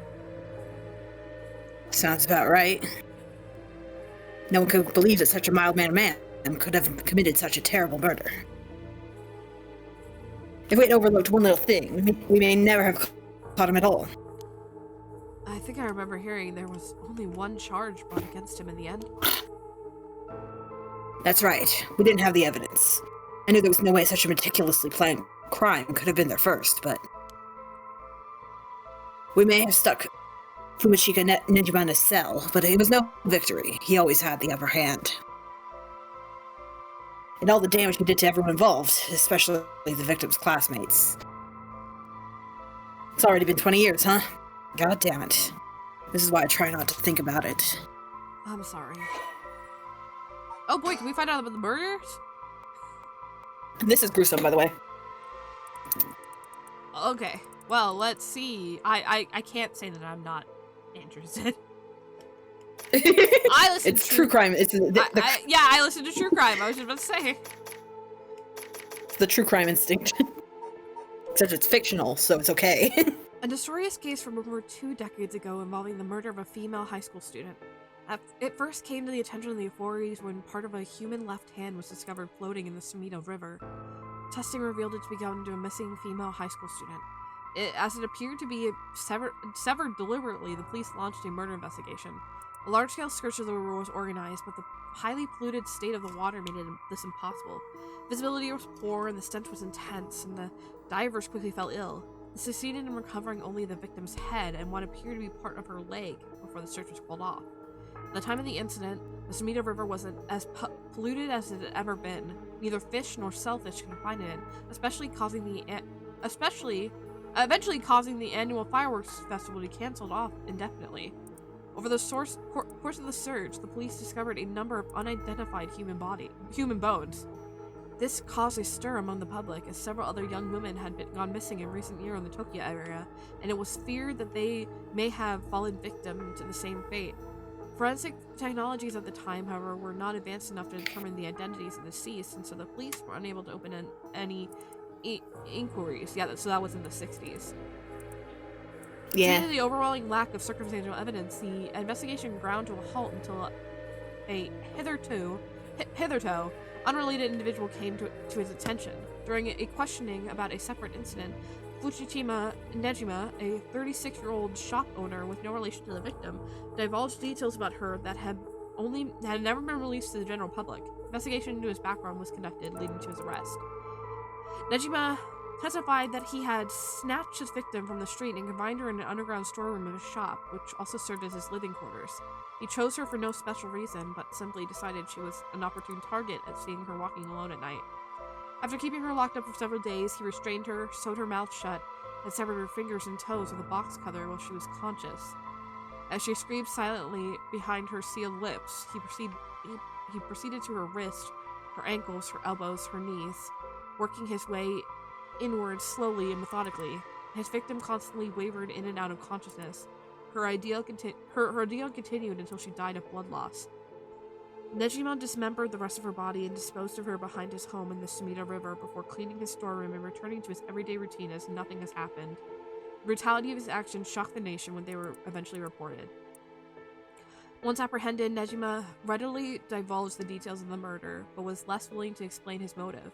When asked, he would only break down in tears, saying, "I don't know what came over me. I know it was wrong." In the end, the police could extract nothing more from him than the expressions of remorse. Although the efficiency of his methods strongly suggested he had committed similar crimes in the past, no collaborating evidence ever came to light. Nejima was sentenced to life in prison at his first hearing. The sentence was imposed with no appeal from the defendant. I hate that reminds me of an actual Japanese crime I know of. Maybe there was inspiration. I don't know. Maybe. Here, I have to look up. I want to remember her name. I know it was Junko something.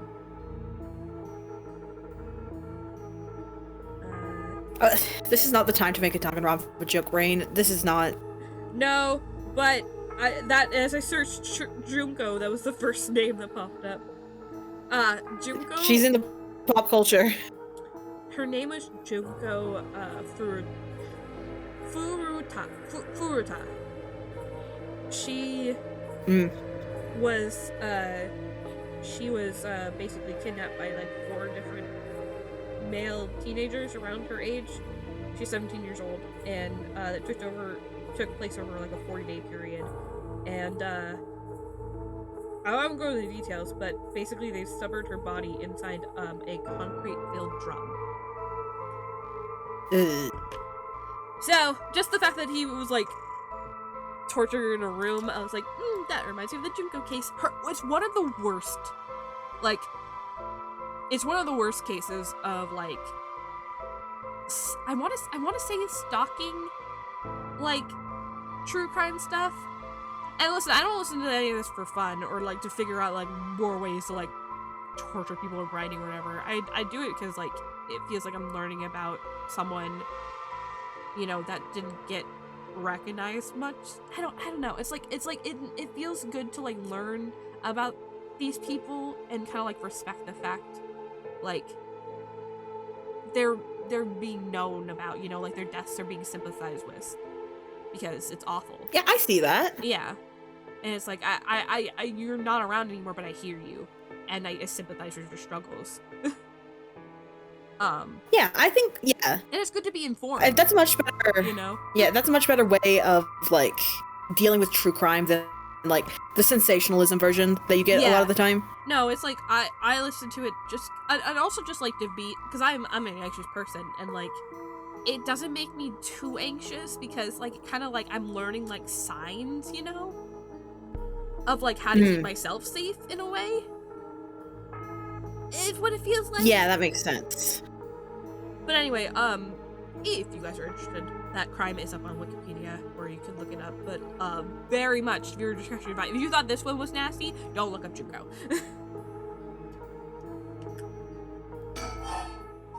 Alright. Now on to the occult. Yeah, luckily this is a fictional case. But I can definitely see some references to the Junko case. She always makes me so sad. Anyway, so all this occult stuff. Have you heard about it, boss? What are you talking about? What are you talking The about? rite of resurrection thing that everyone's talking about. No, not you too! I've been hearing about that shit everywhere. Oh, you have? That's surprising. Who cares what people are talking about? It's got nothing to do with our job. But don't you think the occult stuff with this case feels, I don't know, realer somehow? The whole thing started here in Hanjo and I've been saying it right all night. Sumida City, so I thought that maybe. Cut it out. Nothing good can come of getting involved with that right, whatever, that record of fates. Sounds like you know all about it. Boss, are you secretly into the occult? Stop that. Seriously, this isn't a joke. I get why you'd be intrigued by something called the Rite of Resurrection after a buddy of yours died, but... bringing the dead back to life, that's the stuff of fantasy. It's not real. So don't go hoping for miracles. Got it? Okay. Okay, now we just gotta... I think we gotta look around. Oh, scene. This is where the victim was found. It's clean now. It feels like nothing happened here at all. But once an incident like this has come to pass, there's no going back. Not that knowing that isn't any consolation. Well, boss, I think that about does it. Right. Let's call it for tonight. I'll see you tomorrow. Ah, a ghost! Oh! Huh? Boss? What's wrong? Don't tell me you're going senile. The true... Damn it! It was that case all along! It is the room Boss? of leaving! What is it? Is there something over there? Such deep sorrow. A resentful memory is flowing to my mind. Those who deceive. Falsehood and undo hung forever. I'm in eternal darkness. Kill them. Kill them. Those who spread lies. Kill them all. You acquire the power of the Crystone of the Evergreen Beach. You can use it to kill those who intently try to mislead you. Oh, cool. Once upon a time in North... I love trying to read these while there's like really intense music behind us. I think it's so funny. Once upon a time in North Okurabashi, a beautiful beech tree stood in the garden of Lord Shiden's residence, now known as Forwardashia Gardens. It was so impressive that the house became known as among the people as the beech residence. However, no one has ever seen a single leaf fall from the tree. As rumors spread of the eternally green tree, it became known as the Evergreen Beech. However, this particular species of tree was actually an evergreen, so the lack of fallen leaves was nothing out of the ordinary. This has led people to say that the strangest part of this legend is the fact that it even became a legend at all. It kills by hanging those who tries to mislead the curse bearer with false statements. He deceives us with his so-called rite of resurrection. The man who tricked the people with his false dark art swings from a rope. They thought the man had escaped the previous night, but oddly enough, he was found hanging in the garden of the Daimo's mansion that morning. The man, a local name Jinkichi, was known for his kind temperament and skills in crafting Nesuke clasps. While his life wasn't always easy, he was optimistic, the type to smile through whatever life threw at him. He was the kind of man who would take care of those who didn't have anyone else to rely on. The prosperity that the ukiyo-e boom brought must have been what fanned the flames of his greed. The old craftsman was found in a miserable state and was sentenced to some cruel fate. Perhaps he ended his own life, unable to bear the weight of his crime, but dead men tell no tales, and the people thought of him as a bad man even in death. He hung there for days, till his neck stretched horrifically, a visage of pain still etched on his face. It was clear he must have struggled greatly as he died, his flesh marked with dark scars with a rope wrapped around his whole body. The beech tree's leaves do not fall, and neither did the man's body hanging from it, as the mansion owner was not at home, another unfortunate event. The people held their tongues, fearing divine punishment, but the rumors persisted nonetheless. This one I don't really get. Basically, there was a guy who was somehow related to the Rite of Resurrection, and he got killed for it somehow. I don't remember the exact details, But it seems And I think like they're spoilers anyway. People were like, it's suicide because he was hanged and just didn't want to help him.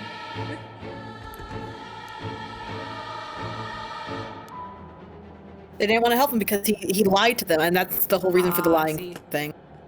Now, kill. Can you hear Kirschberg? You who strongly desire the right. Ooh, why does he desire the right? Kill him. I have it's not really clear because he doesn't have anyone who's like dead who he wants to resurrect. Yeah. I think it's like because he's a detective. Like he wants to seek out the right. Yeah. Boss.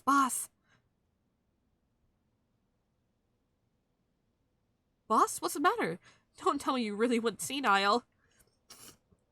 Sorry. I'm fine. Ario. Yes? I have some bad news. I've been cursed. I can no longer do the investigation. In fact, I want to kill you. I need to kill people. Can you tell me a lie? No. Your senility is kicking in, isn't it? He's like 40 years old, by the way. No, we've got a bit of trouble on our hands. This is how 20-year-olds talk to anyone over 30. You know, fair enough. Looks like we'll be working some overtime. We're not going home tonight. What are you talking about?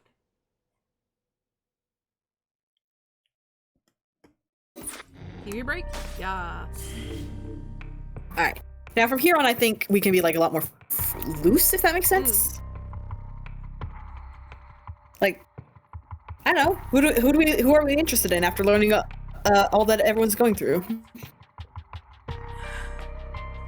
I'm still the most interested in Harue.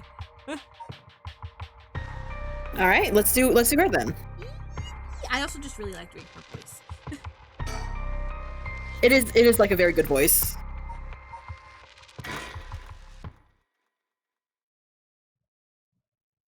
One a.m.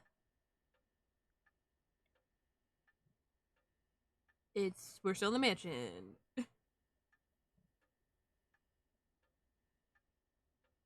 It's been almost an hour since Richter left. He promised he'd call me if anything happened, but he hasn't. So all I can do is wait. And wait. I miss my son. Should I put a record on? No, it's too late for that. I'm not in the mood for music anyway. Put a record on it. That old hanging scroll. I've seen it too often to feel anything from it now. Flowers put me at ease, just a little.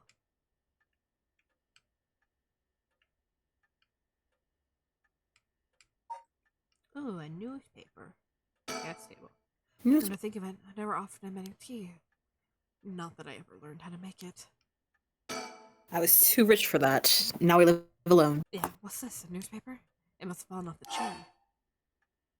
I'll come back to it. I want to check all that feels important. It's facts between if I can really lose it. I'm waiting for Richter to contact me, but he hasn't. There's nothing on this hour. I see no point in turning it on. Clock. The ticking seems so loud. It just shows how quiet it is. Alright, I think that's everything. Light bulbs. My husband used to complain that it was too dark, but I rather like the gloom. Okay, I think that's everything else. I was like, this feels like I'm going to progress the story if I read the newspaper, so let me check all the flavor text. I mean, why not, you know? I only leave them in here for the guest. I live read them myself. I don't think I've taken the time to go over one in years, in fact. Well, it's not like I have anything better to do. Ooh, so many things to read. It looks like the city's biggest problem right now is pollution. I remember how the air and water used to be even more polluted. The river was covered in scum from all the sewage and industrial waste, and it stank so badly it made my eyes water. Eventually people started getting sick, and it couldn't be ignored anymore. Fortunately, it's gotten better since then. Although the air around the industrial district is still filthy with gas and smog.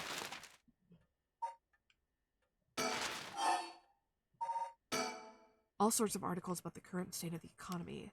Now that the post-war boom has passed its peak, we're moving into the era of large corporations. It's about 220, 230 yen to the dollar. Manufacturing is on the rise and exports are healthy. The dollar's down from its height and people are saying it could fall further.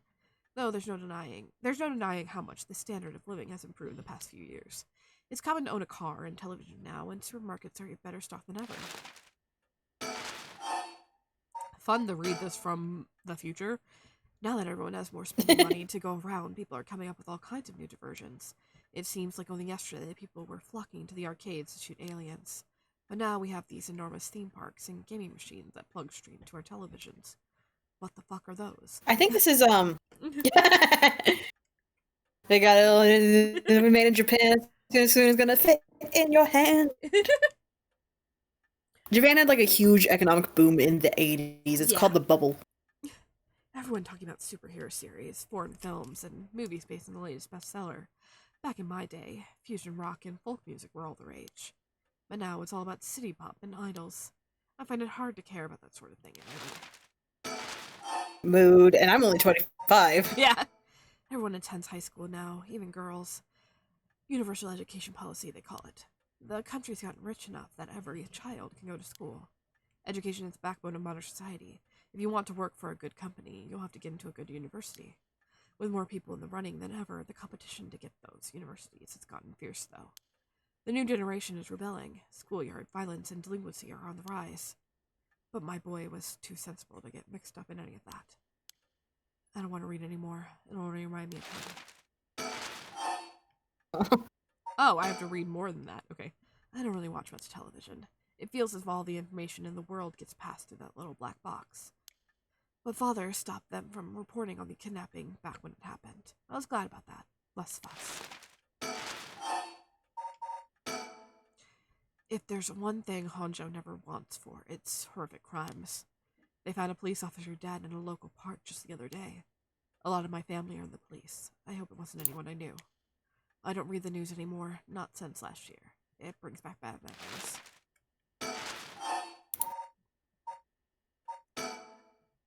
Suicide at a local high school. Oh, I remember that. A high school girl jumped off the roof about a week ago. She was bullied, I think. Or maybe it was something about exam pressure. Huh? What? No, this can't be right. Her name. Michiro Shirashi from Komagata High School? It can't be.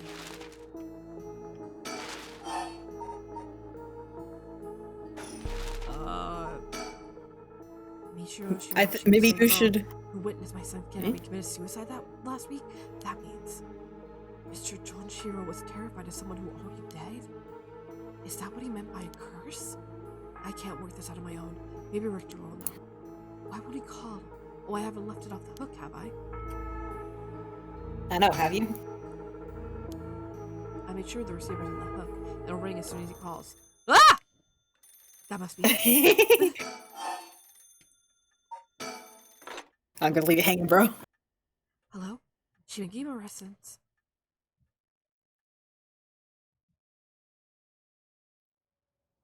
I'm gonna say, if this chapter ends with all the only thing we did was read a newspaper, I'm gonna be really pissed.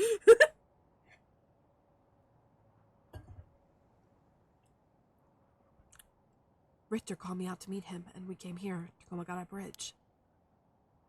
Richter, there's something I need to tell you. Funny, I was just thinking the same thing. Please, go ahead. Alright then. I've been poking around places connected to the Seven Mysteries, looking for curse bearers. And I think I found a few candidates. First, a tall man I ran into in Kinchibori Park. I asked him for directions, trying to probe him a little, but he turned the questions right back around on me. And he was out of there the second he figured I wasn't what he was looking for. I got the sense curses were nothing new to him. I'm about 40% sure he's a curse bearer. Oh, that's the guy that we killed. Like the first guy that we killed. Yeah. Yeah. Then there's this middle-aged guy I saw out on South Warigasui Street. That looks like Jonchiro. There's no question about this one. He had one of the curse stones in his hand. He had a nervous air about him, too. It was clear he was up to some shady business. Gathering soul drags, I'd bet. He'd make a good target. Richter would have mentioned if it was Joan Uchi. Don't know that's what we're looking for. Next up is a pair. A young man and woman I saw around Ryogoku Bridge. This time, the man came up to me and asked me flat out if I was a curse bearer. I remember him by his fabulous sweater. Exactly. I told him I didn't know what he was talking about, and he backpedaled and left. Looks like they lurk around there often. Looking for kindred spirits would be my guess. I don't remember this girl though. Yeah, she was like standing behind Shogo the entire time. Mm-hmm. Though it didn't seem like they were quite working in a pair. Gathering soul drags in a group might be a decent idea if you can make it work. But with things being how they are, it's got to be hard to find folks one can trust. They've got brass, though. I don't know what their deal is, but I'd like to find out. They've got brass. I've never heard that phrase. Plus the two detectives I've seen sitting around. Oh! Points at the screen. Yeah. The police are involved?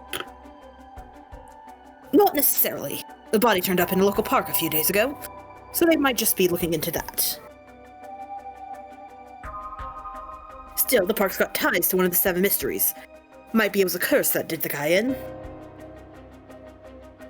And if they're sending in detectives from the head office, then something's got to be up. How do you know where they're from? Let's just say when you're in this business, there are some faces you get to know. I dated one of them. Anyway, that's everyone who's caught my eye. You found all of them in so little time. I really did hire the best. It's frozen. It's all in the name, man. Richter Kai P.I. No, wait. Make that Richter Kai Investigator Extraordinaire. I like the other one better. It rhymed. My, an investigator extraordinaire. Is that why you can dress like that without drawing attention to yourself? You bet. An investigator extraordinaire can blend in like a chameleon in any outfit. Well, that aside, the middle-aged man and the young couple sound the most promising, am I right? Whichever we pick, it's still too early to make a move. It seems like the curse bearers are less involved with each other than we thought. Plus, there's still others we don't know about. I say we hang fire and see how things play out. Hang fire! He has such unique... Maybe he's just British, I don't know. Once more bodies start showing up, that'll get the pot nice and hot. And once it's boiling, our chance will come. I'm gonna think. Okay.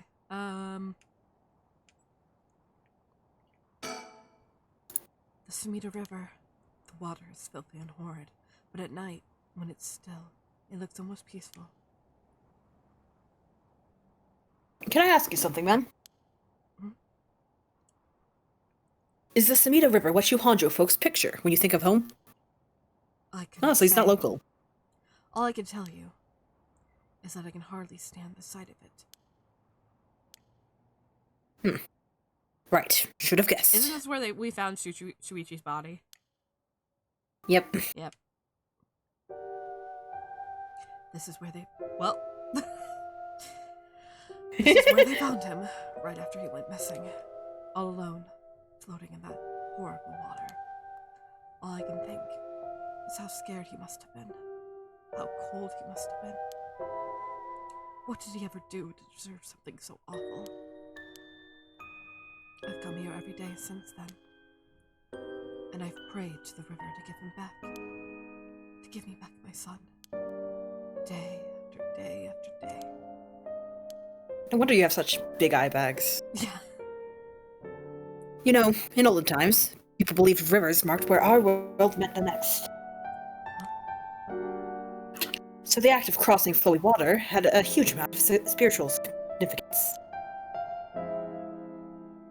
Back when Edo was founded, the people of Chuo saw the Sumida River the same way. They associated the far side of the river with the afterlife. That same place would later become Honjo. All their fear and revulsion accumulated there and took root. Oh, a map.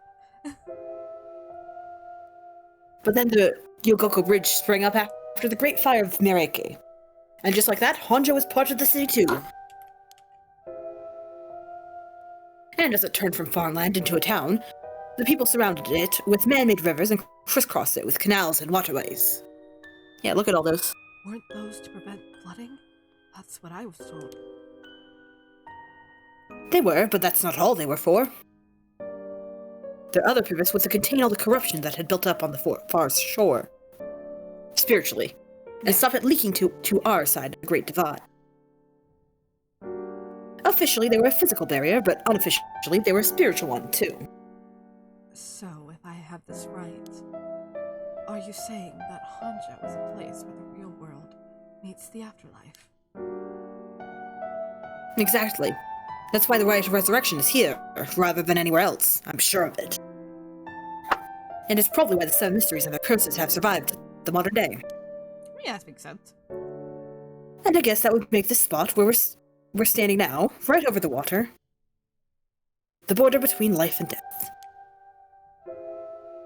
If there ever was a place where bringing back the dead might be possible, I reckon it's here. It's funny that you mentioned praying to the river. That might have done more than you think. Is that supposed to make me feel better? Just thinking aloud, ma'am. Well, it's a nice thought. Frozen. I am actually going to pause real fast to go use the restroom, and so we can run an ad. So, we'll be back in like 3 minutes to read this beautiful passage. Ooh. There she goes.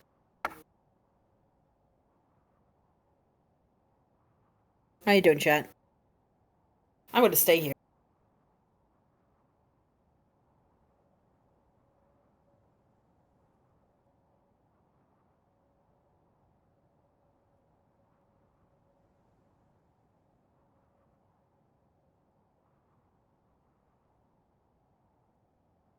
Oh, there's an ad running.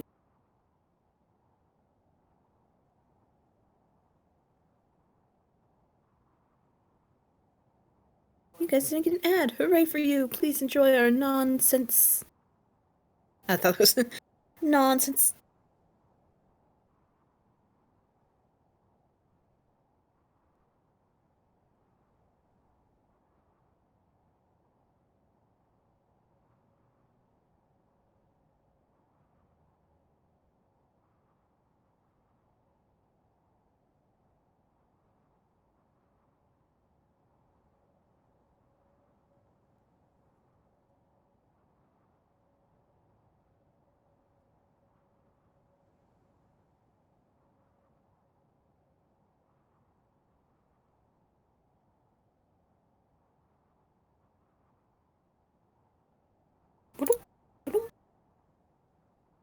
Aha!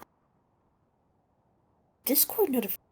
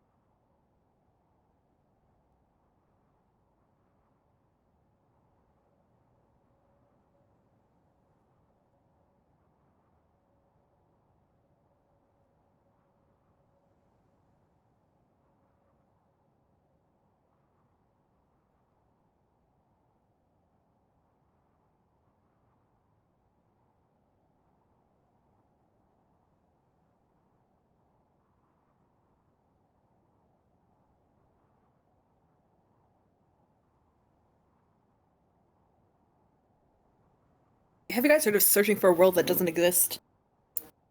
It's really good. If you like Minecraft and Eldritch Horror, it's really good.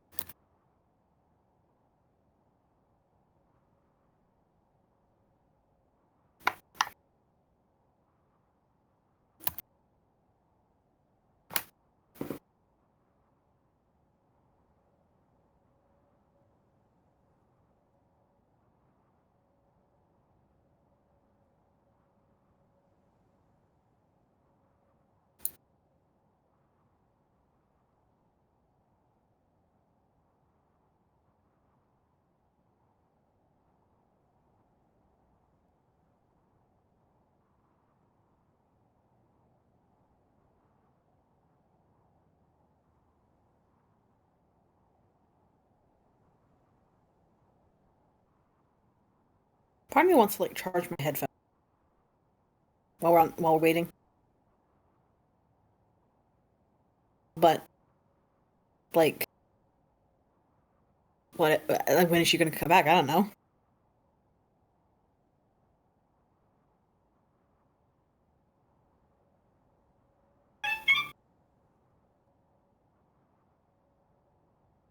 That's my phone, by the way. In case you guys are ever confused, I should just silence it.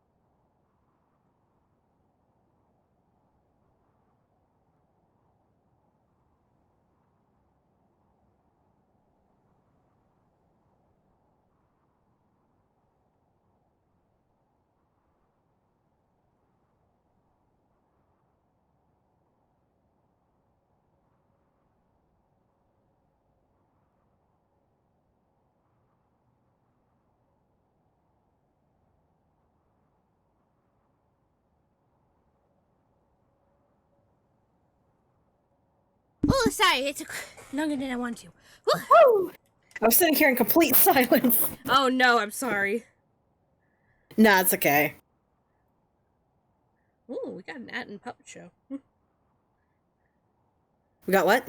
We got an Atten puppet show. Yeah! Sparky! Sparky is saying things.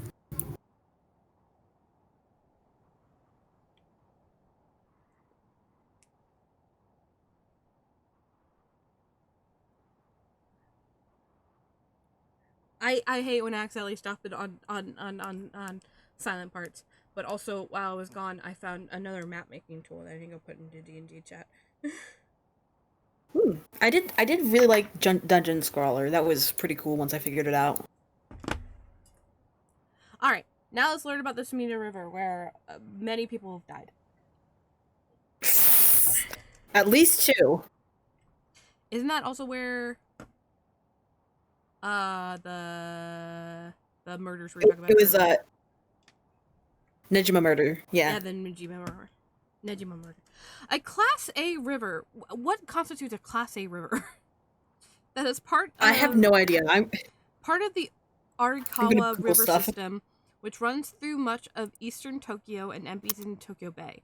During the Edo period, Sumida's riverbanks played a key role in the transportation of lumber used for construction. In addition to its logistical importance, it was also a place for the common folk to gather and enjoy activities such as seasonal flower viewing or river bathing, and there exist many woodblock prints depicting such activities. The area became plagued with sewage issues when the surrounding environs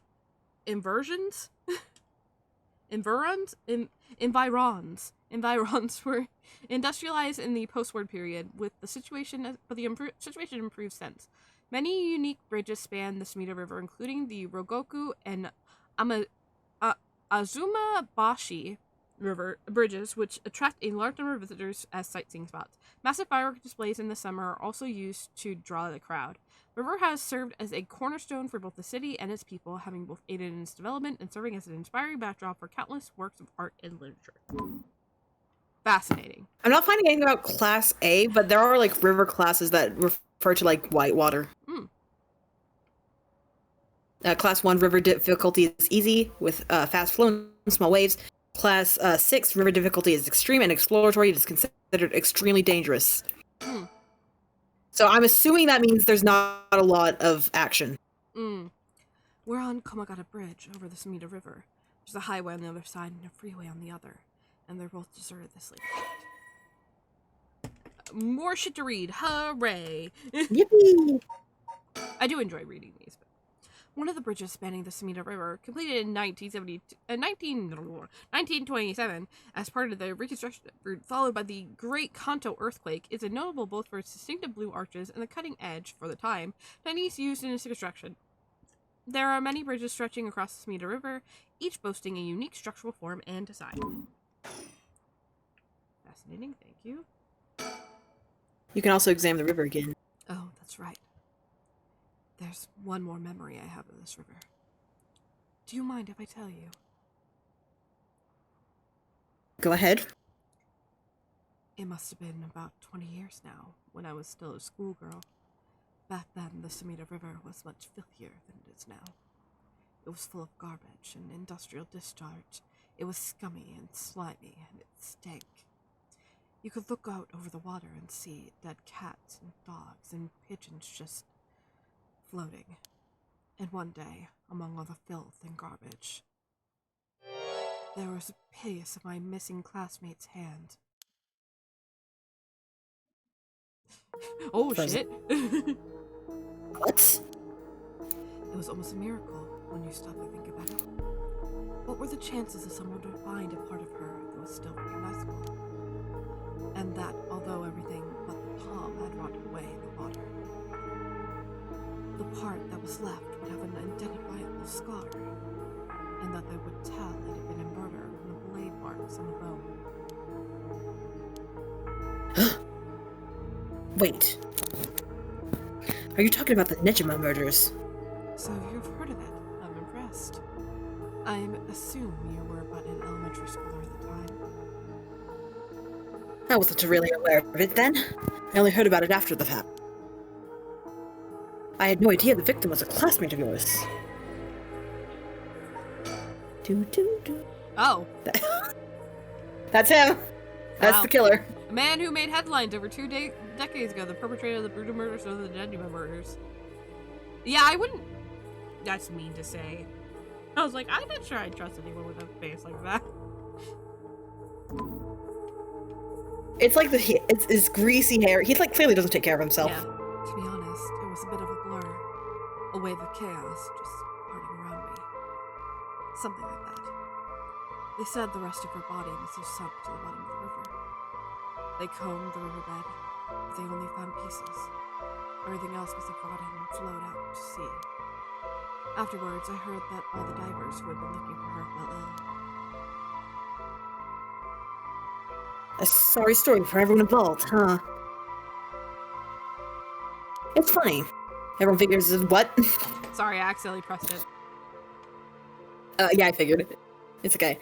It's funny. Everyone figures the river's filthy already, so one more piece of garbage won't hurt. But every little bit makes it worse. It's a vicious cycle. I know I wouldn't want to go rooting down there myself. That's right. Which is why the riverbed is the last place anyone would go looking. Or so was the killer's thinking, I suppose. The times were changing quickly back then. Things were confusing. Everyone seemed to be in a hurry. Young people were moving to Tokyo in droves. Some even ran away from home to make it in the big city. And they made easy targets for bad people. A lot of them ended up disappearing without a trace. You see, back then, if you chopped up a body into tiny pieces and threw it in the river, it would rot, quickly and discreetly, and sink to the bottom, never to be seen again. Are you saying what I think you're saying? They arrested him shortly after. Fumichita Nejima, the man who killed my classmate and cut her into pieces. He was so methodical about it. It couldn't have been his first crime. And people began to wonder how many other girls he murdered in the same way. The police never found any evidence of other murders in the end. But the river knows the truth. How many corpses has it swallowed up over the years, I wonder? That same thought spread through everyone's mind, and they started to avoid this area. So really, this river has been rank with corruption for decades now. Or at the least, that's how it seems to me. Well, is that interesting? Well, I can see why you don't have any good memories of this river. With all that darkness lurking beneath the surface, there's no reason you would. Still, if I may, ma'am, I'm surprised you know so much about the Nejima murders. But how could I not? After all, I was the one who found the hand. Oh. The police actually wrote me a thank you letter. They said it was only thanks to me that they managed to bring Nejima to justice. That was the only. Do you think that's how she met her husband? No, her father was already in police, Oh, yeah. Yeah. That was the only time my father ever said he was proud of me. Huh. I guess it wasn't the killer's day. Sometimes I wonder if he resents me for it. Your dad? Just meet a river. I have nothing but awful memories of it. Okay, cool. There's something I need to tell you. What's up? Well, that's so casual. That girl, Michio Shirashi. The one who was with Shuichi on the day of the kidnapping. That's her. Well, she's dead. Frozen. She's what? I think it freezes every time music changes. The student committed suicide last week. That was her. I heard something like that had happened. Never got the name though. What? Don't know. Talk about bad luck. We finally get a lead, only to find out it's turned into a literal dead end. Unless her death was the whole reason Janucci was so shaken up. He said she was going to curse him. Was he talking about her taking revenge from beyond the grave? It seems like we're back where we started. Not necessarily. That teacher knows something, I'm sure of it. Where are you going, ma'am? At Sorry, when you just got off the the... At the very least, I'd put money on him having something to do with Miss Shiraishi's death. Her name specifically trips me up. Yeah. That's why he's so scared of being cursed by her. I see. And also, something tells me he knows more about your son's kidnapping. In any case, I think I've got a good idea of what he's hiding. Call it a hunch. A hunch? Well, more of a theory. Care to take a guess? I don't know. You're the fucking detective I hired. You're supposed to be doing all the things before me. I mean, fair enough. But...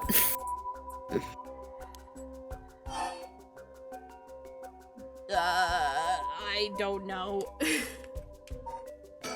You can guess. Oh, I'm just an ordinary housewife. I'm not clever enough for all this. Are you sure? I'd had you down for sharper than that.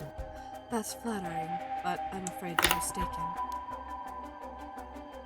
Anyway, that's enough speculation for now. I thought you'd tell me! The truth will out in time.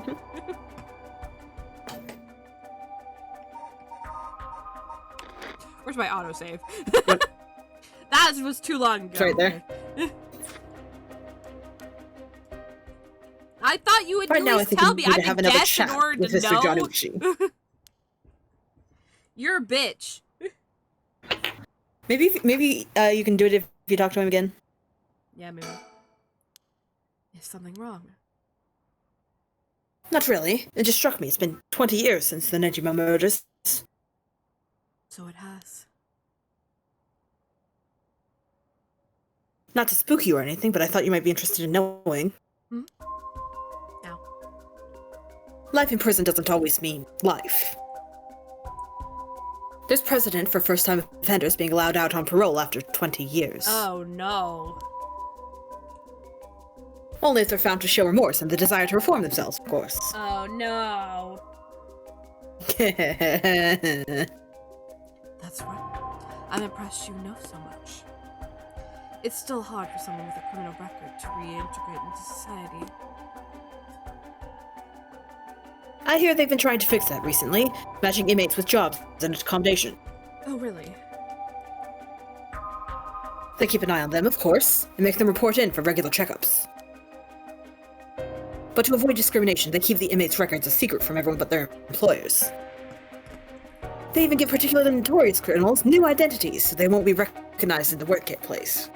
My. The way you put it. It's like you're saying Fumichika Nijima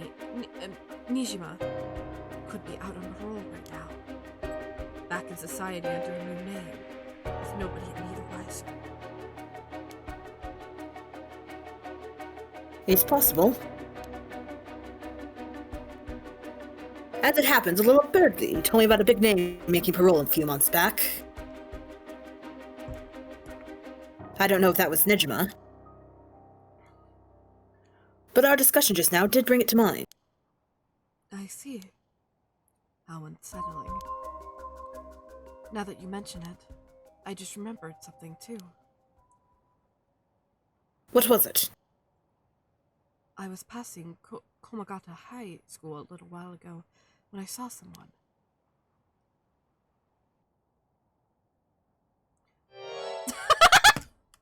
A janitor, I think. And I could have sworn he reminded me of... Oh, I thought that was supposed to be Shogo. Huh? Nope, that's someone else. A janitor, I think. And I could have sworn he reminded me of Fumichima Nejima. Oh. He looked a little different after 20 years. Much thinner than I remembered, too. I told myself I was just seeing things. But perhaps it was him after all.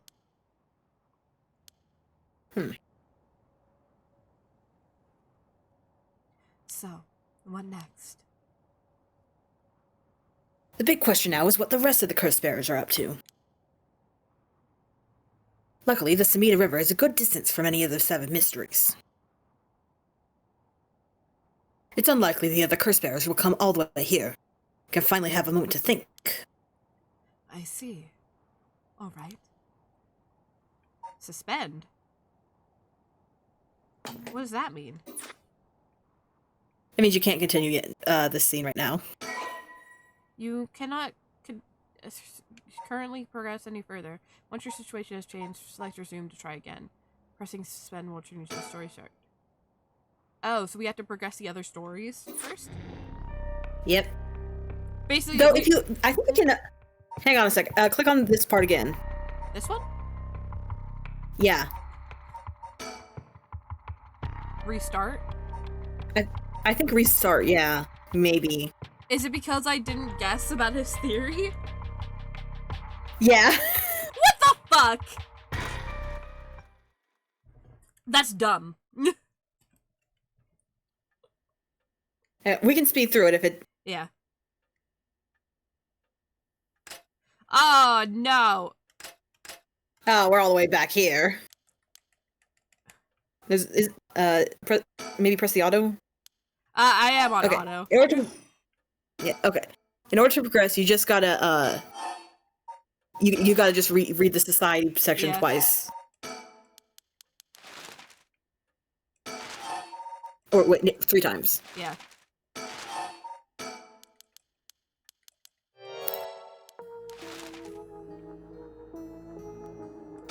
And then the phone, until it rings. Yep.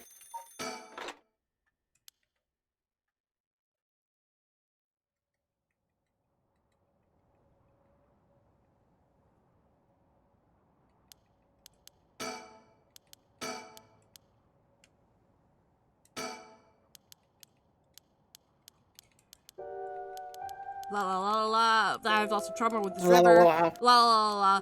There's lots of this is so much trauma. It's something for doing life and death. Cool, but have you heard about the murders here? That's a nice thought. Have you heard that my son was found dead here? And my missing classmate? Have you ever thought about that, Richter? I had no idea. Well, fucked up, I know, right? Maybe people should stop throwing bodies into rivers. Maybe people should stop killing people. Maybe no one should ever die ever. Yeah. I know a bird with that same opinion. What? Wait. An echo with the same opinion? The narrator. No one should ever die ever. Oh! From Slay the Princess. Yeah, that took me a minute. I'm like, yes, that's your favorite thing. I first thought you meant Salos from our D&D campaign. I mean, and also I was like, wait a second.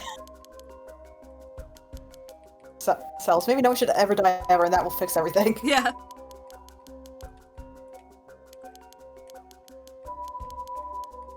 Yeah, you're an extraordinary. Fuck.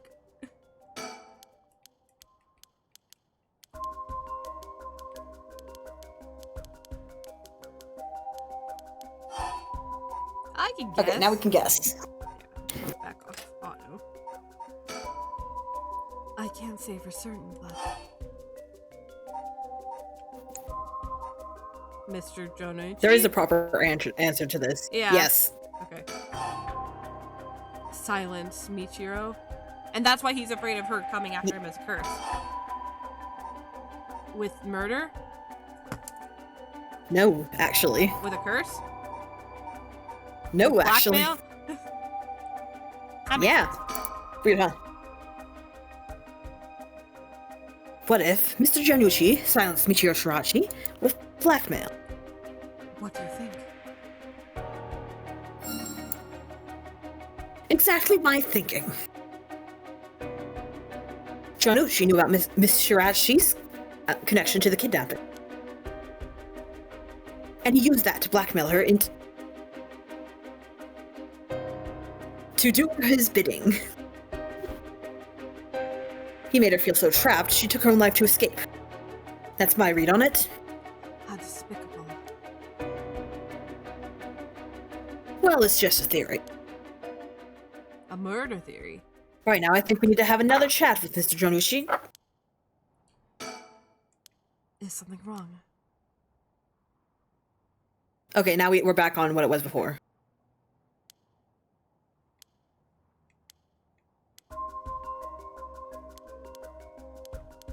Did you know he's out and about? That's crazy. Wow, and it looks like he's thinner too. So you wouldn't even know. Maybe it was the janitor who I thought was Shogo. But Shogo's dead. Is he dead right now? I think he is dead right now. Yeah, I think he is. I think the way that we had it is like he died like in the park before he ever met any of us. Yeah. Because we would have seen him walking around. So, what next? The big question now is what the rest of the curse bears. To go distance away from some mysteries, blah, blah, blah. Yes, I see. Alright. Oh. We're still caught. Yeah, you're still suspended out anyway, but I think, like, you needed to do that. Okay, cool. I mean, yeah, that is pretty pivotal. Okay, so... We can continue from one of these. Which one? I don't know, it's up to you. They look like they're close to the bridge, which has me like, ooh, that's Could be. them.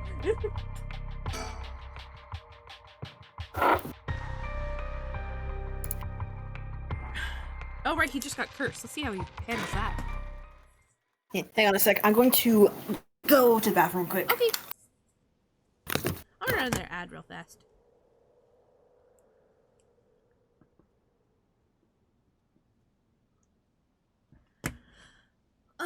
Every time we need to have an ad, it's just silence. I'm gonna grab some M&Ms to eat. I can't give you any of these, baby. They're chocolate. Don't look at me so cutely.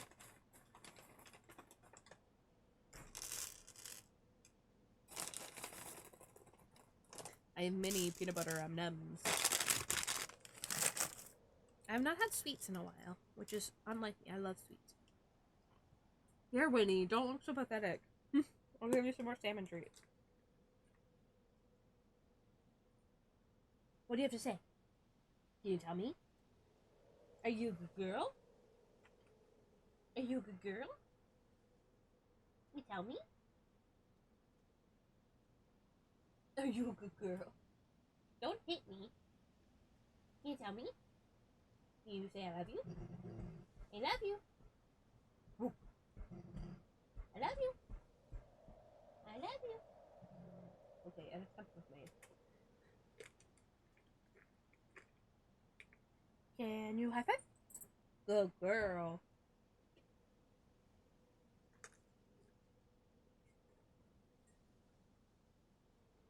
Leave it.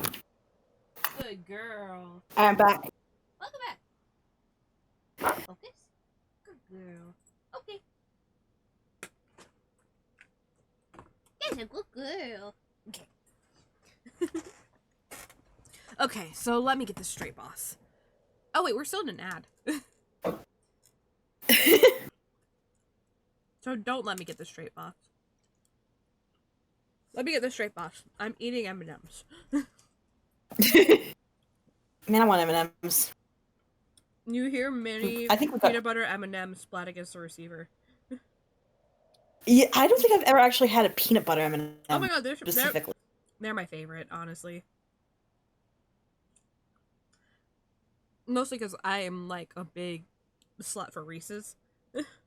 And I blame my dad for that. Sometimes I can crush a Reese's. Sometimes I prefer something else. I think the thing I can always have is either plain chocolate or Twix. Mmm. We had a recent stock of candy at my workplace because they bring snacks sometimes. Uh-huh. And like there were Twix in there and they were gone so fast. Everyone loves the Twix apparently at my work. I like Twix every now and again, but I don't usually go out of my way. I usually go out of my way to get like Crunch bars if I want plain chocolate or peanut butter M&Ms. And I love the mini ones because I love anything that's mini. I don't know why. Mini M&Ms are really good. For like something about them is better than normal M&Ms to me. Mm-hmm. No, I think it's the ratio. Yeah. Or something. I tried the other day. I was just like eating these in my bed. Well, Georgia was over, and I was just like, life is great because I'm just eating mini M&Ms in bed. Anyway, okay, so let me get this straight, boss. The rite of resurrection really exists? And to use it, you have to kill people using the power of curses from the 7 mysteries of Hanjo. And the curse you have is from the story of the Evergreen Beach that's told in this area. Is that right? Yeah, pretty much. You're quick on the uptake. You weren't your usual silly self when you were explaining, so I knew you were telling the truth. I'm never silly. The only thing I have trouble believing is that you're taking this occult stuff seriously now. I mean, talk about paranormal. I thought you didn't believe in any of that. It's not that I don't believe in it. I'm Stanley Pines, I know all too well how real it is. My familiarity with it is why I've tried not to get too close. Are you just being a sore loser? Not used to admitting you were wrong? No, shut up and listen to me. No point in trying to hide things anymore. We won't get anywhere if you don't understand this, so listen up. Please, just listen. You don't have to keep saying it, I'm listening. We don't have time to waste. We'll talk as we walk. Yeah, hey, wait for me, boss! Jazzy music. Jazz. I'm guessing we're going to the Roko Bridge. Oh, I remember a little bitch who's over here.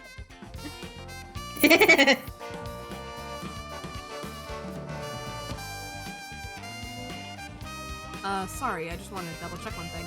You're telling the truth, right? This isn't a side effect of your salinity?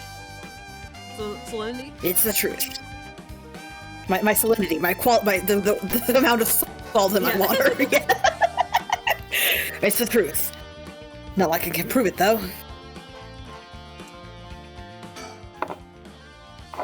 I'm sure you already know this, but this is all top secret. No sharing it with anyone. Right. And you trust me not to. But no, I just can't believe it. I've heard rumors that you used to be a member of the secret division attached to this security bureau. I can't believe you're actually have a department called Paranormal Affairs. Yeah, I'm sure it comes as a shock. I couldn't believe it myself. I thought the higher-ups were messing with me. Really had me worried for a while there. No, this is incredible. That's the whole reason I became a cop. I was fascinated by secret agencies and stuff. You serious? You serious?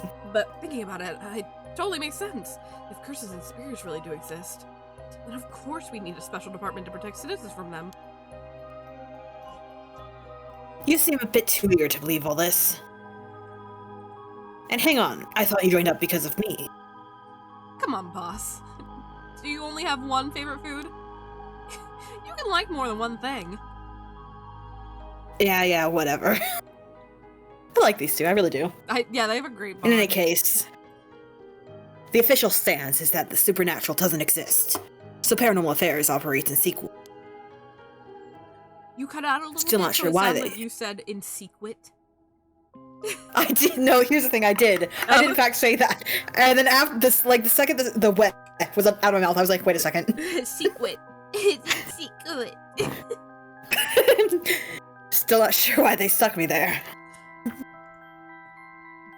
Those 4 years, I worked nothing but cases involving the supernatural.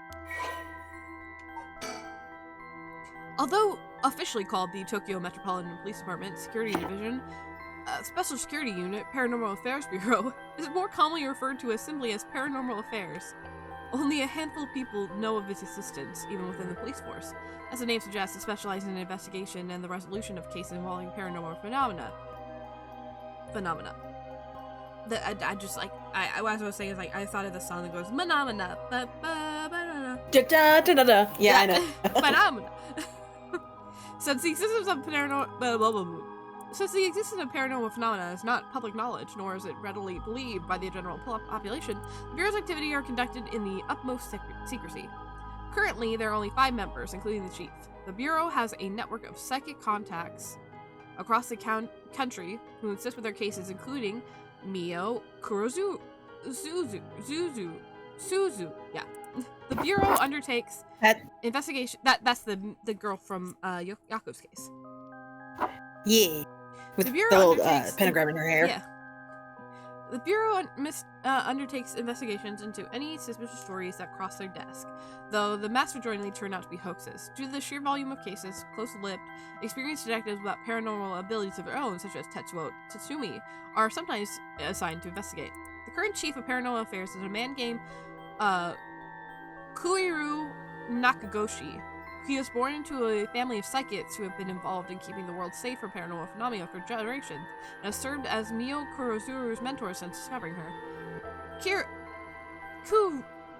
Kuiru is an elusive figure. Very few have met him in person, and he is rarely seen in office. It is said that this is because he was often the target of curses. However, some theorize it's a fact because Kuru is not usually actually a flesh and blood at all. His seat in his office is usually occupied by a Nu, a legendary creature found in Japanese folklore. The Nu resembles an ordinary white thrush and acts as Kuru's messenger, leading to a bizarre series of police officers earnestly reporting their findings to a bird. The term Nakagoshi case serves as a code name used to refer to cases under investigation by Paranormal Affairs. Cool. Oh, now we're a person of interest. The fresh-faced police detective that Shogo Ooke met at Midori-cho Park. June is a young detective at the Tokyo Metropolitan Police Department, 1st Division, rank as sergeant. June encountered an echo curse while investigating the mysterious death of his colleague Hajime Oshimi, the former Yasuda Gardens, with Tetsuo Tsukumi. When Tetsuo explained to him that the supernatural was really expected, the fact without a moment's hesitation and vowed to help his partner solve the case. Born to a relatively well-off household, June developed a healthy sense of self-esteem and an optimistic outlook on life. Although watching action movie and detective series as a child instilled in him a desire to help those in need, it was the sight of Tetsuo Tsutsumi, who was in charge of investigating a case that June was involved in as a student, that truly inspired him to become a police officer. While June still maintains a strong respect for Tetsuo, he is also gets much enjoyment out of making casual cracks to get a rise out of the veteran officer. As an adult, June continues to hold on to the faint hope that the world is as he pictured it as youth, a thrilling place to which superhuman heroes do battles against secret evil organizations. He attended the police academy with Richter Kai, who is now a private investigator. The two initially became friendly when June found Richter holed up alone in the reference room scouring over old film data, and invited him to go bowling, a popular pastime during his era. A gruff police detective that Shogo Okoke met at Michiro Park. Tetsuo is a veteran detective with the Tokyo Metropolitan Police Department, 1st Division. He was possessed by the Evergreen Beach curse echo while investigating the former Yasuda Gardens, previously a member of the secret Paranormal Affairs Bureau within the Tokyo Metropolitan Police Department Security Division. He makes use of his experience to investigate the ongoing large-scale curse incident with his partner Jun Ario. Rather than sitting behind a desk, Chief Inspector Tatsumi always worked in the field as he moved his way up the police force. Behind his stern face lies a compassionate man, ever prepared to help his fellow officers. That same attentiveness to his work and colleagues, however, cost Tetsuo his marriage several years ago. Tetsuo has a penchant for candy and desserts, which he tries and fails to conceal from other officers at risk of appearing soft. He delights in buying local sweets whenever he is sent to investigate a case, and would often volunteer to be dispatched to distant locations to acquire them while he was with the Paranormal Affairs Bureau. He's also surprisingly knowledgeable about current trends, a trait he puts down to investigating-related research, but is actually spurred on by his wish to have something to discuss with his daughter. I love him. You know who also really liked him? Who? Phantom. Yeah, Phantom would. He loves dad Phantom characters. He does. He loves sad dad characters.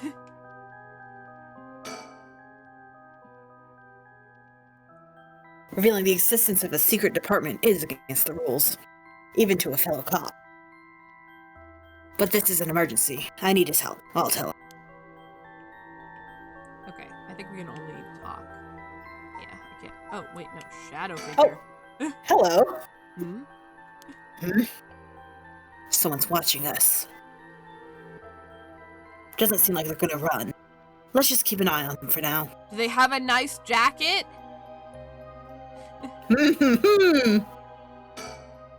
So, do you know Havoc? Have what? Spirit sense, of course. Are you what they call spiritually gifted? Nope, I've never felt anything at all. Not even feelings. Fuck you. Even if I did, I'd be a lightweight at best. Wait, hang on a sec. I just got what you said. Not even I don't have feelings. What are feelings? I don't know the meaning of the word. Yeah, I only have feelings for sweets. Even if I did, I'd be a lightweight at best. One beer and I'm down for the count. It's different feelings than the ones you have for parks. My god. My god. Oh, huh.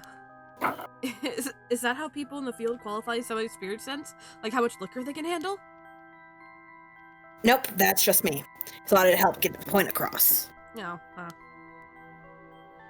Sorry, seems like I keep disappointing you.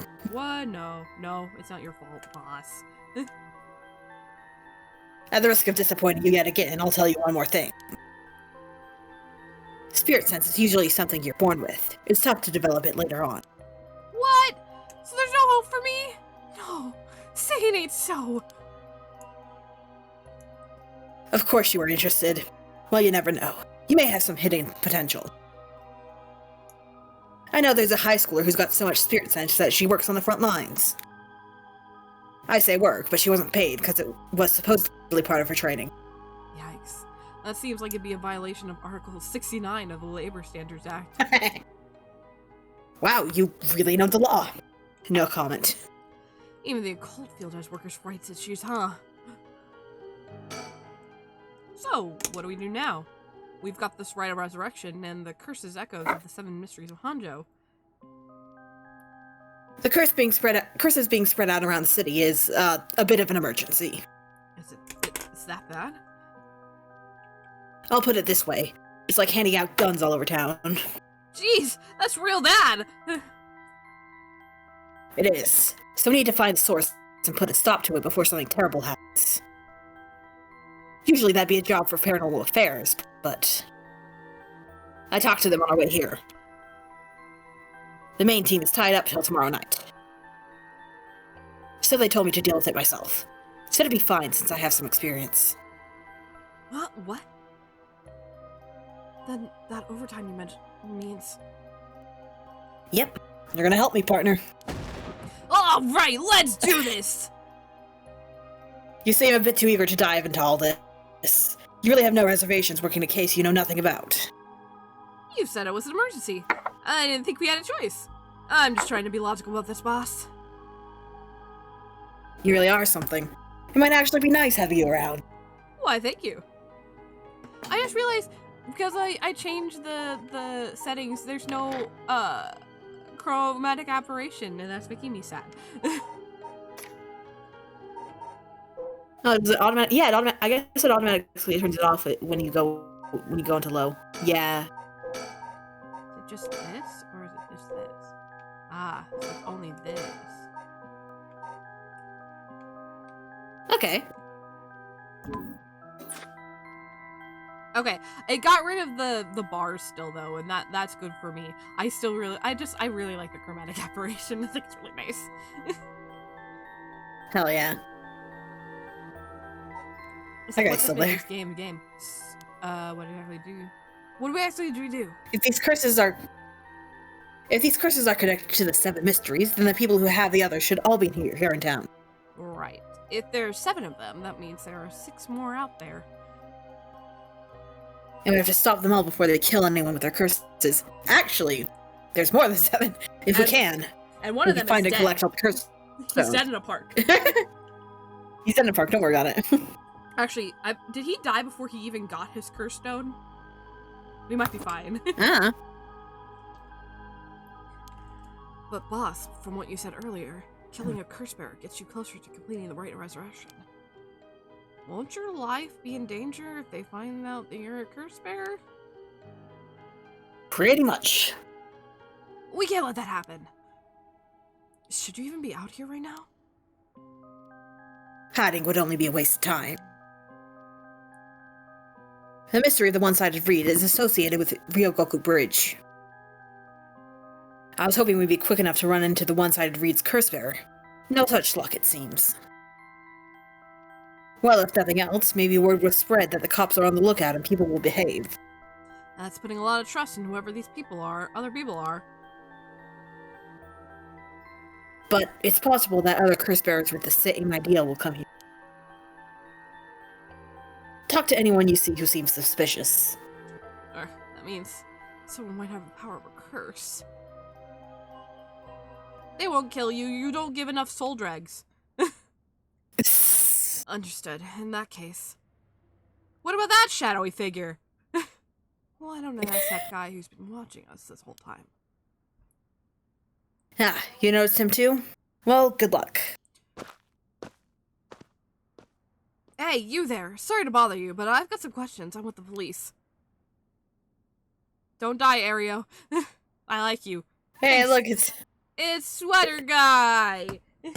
Sweater Guy, I don't remember his name. Me neither. Who cares? I like your sweater more than your personality.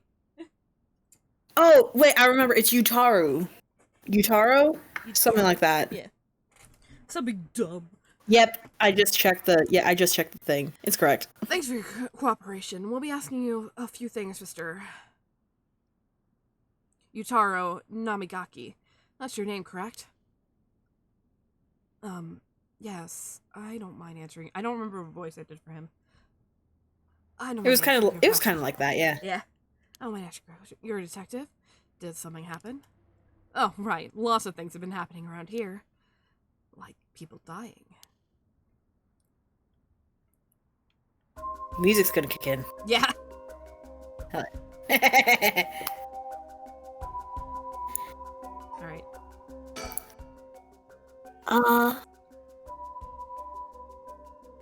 Okay, yeah. So what is it you were doing? It might be the incident of the former Yashida Gardens, the dead policeman. I can't imagine a detective would come all the way out here otherwise. Huh? Say, Mr. Detective, have you ever heard of the Evergreen Beach?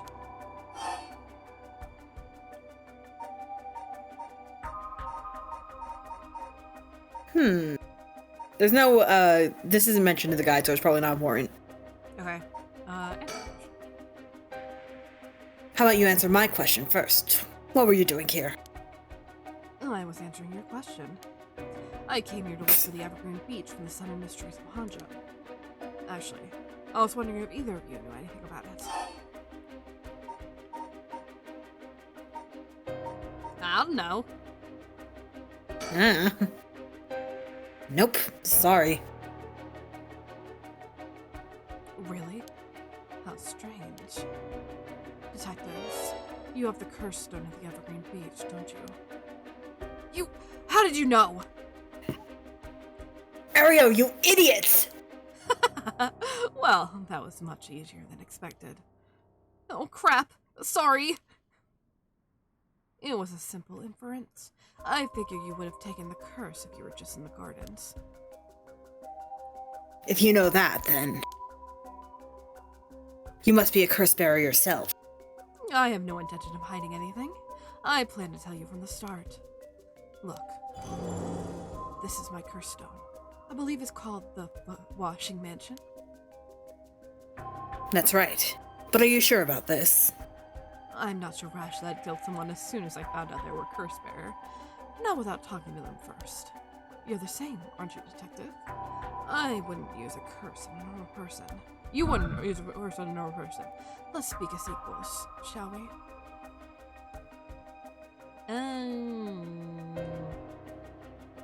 You want to save? Yeah.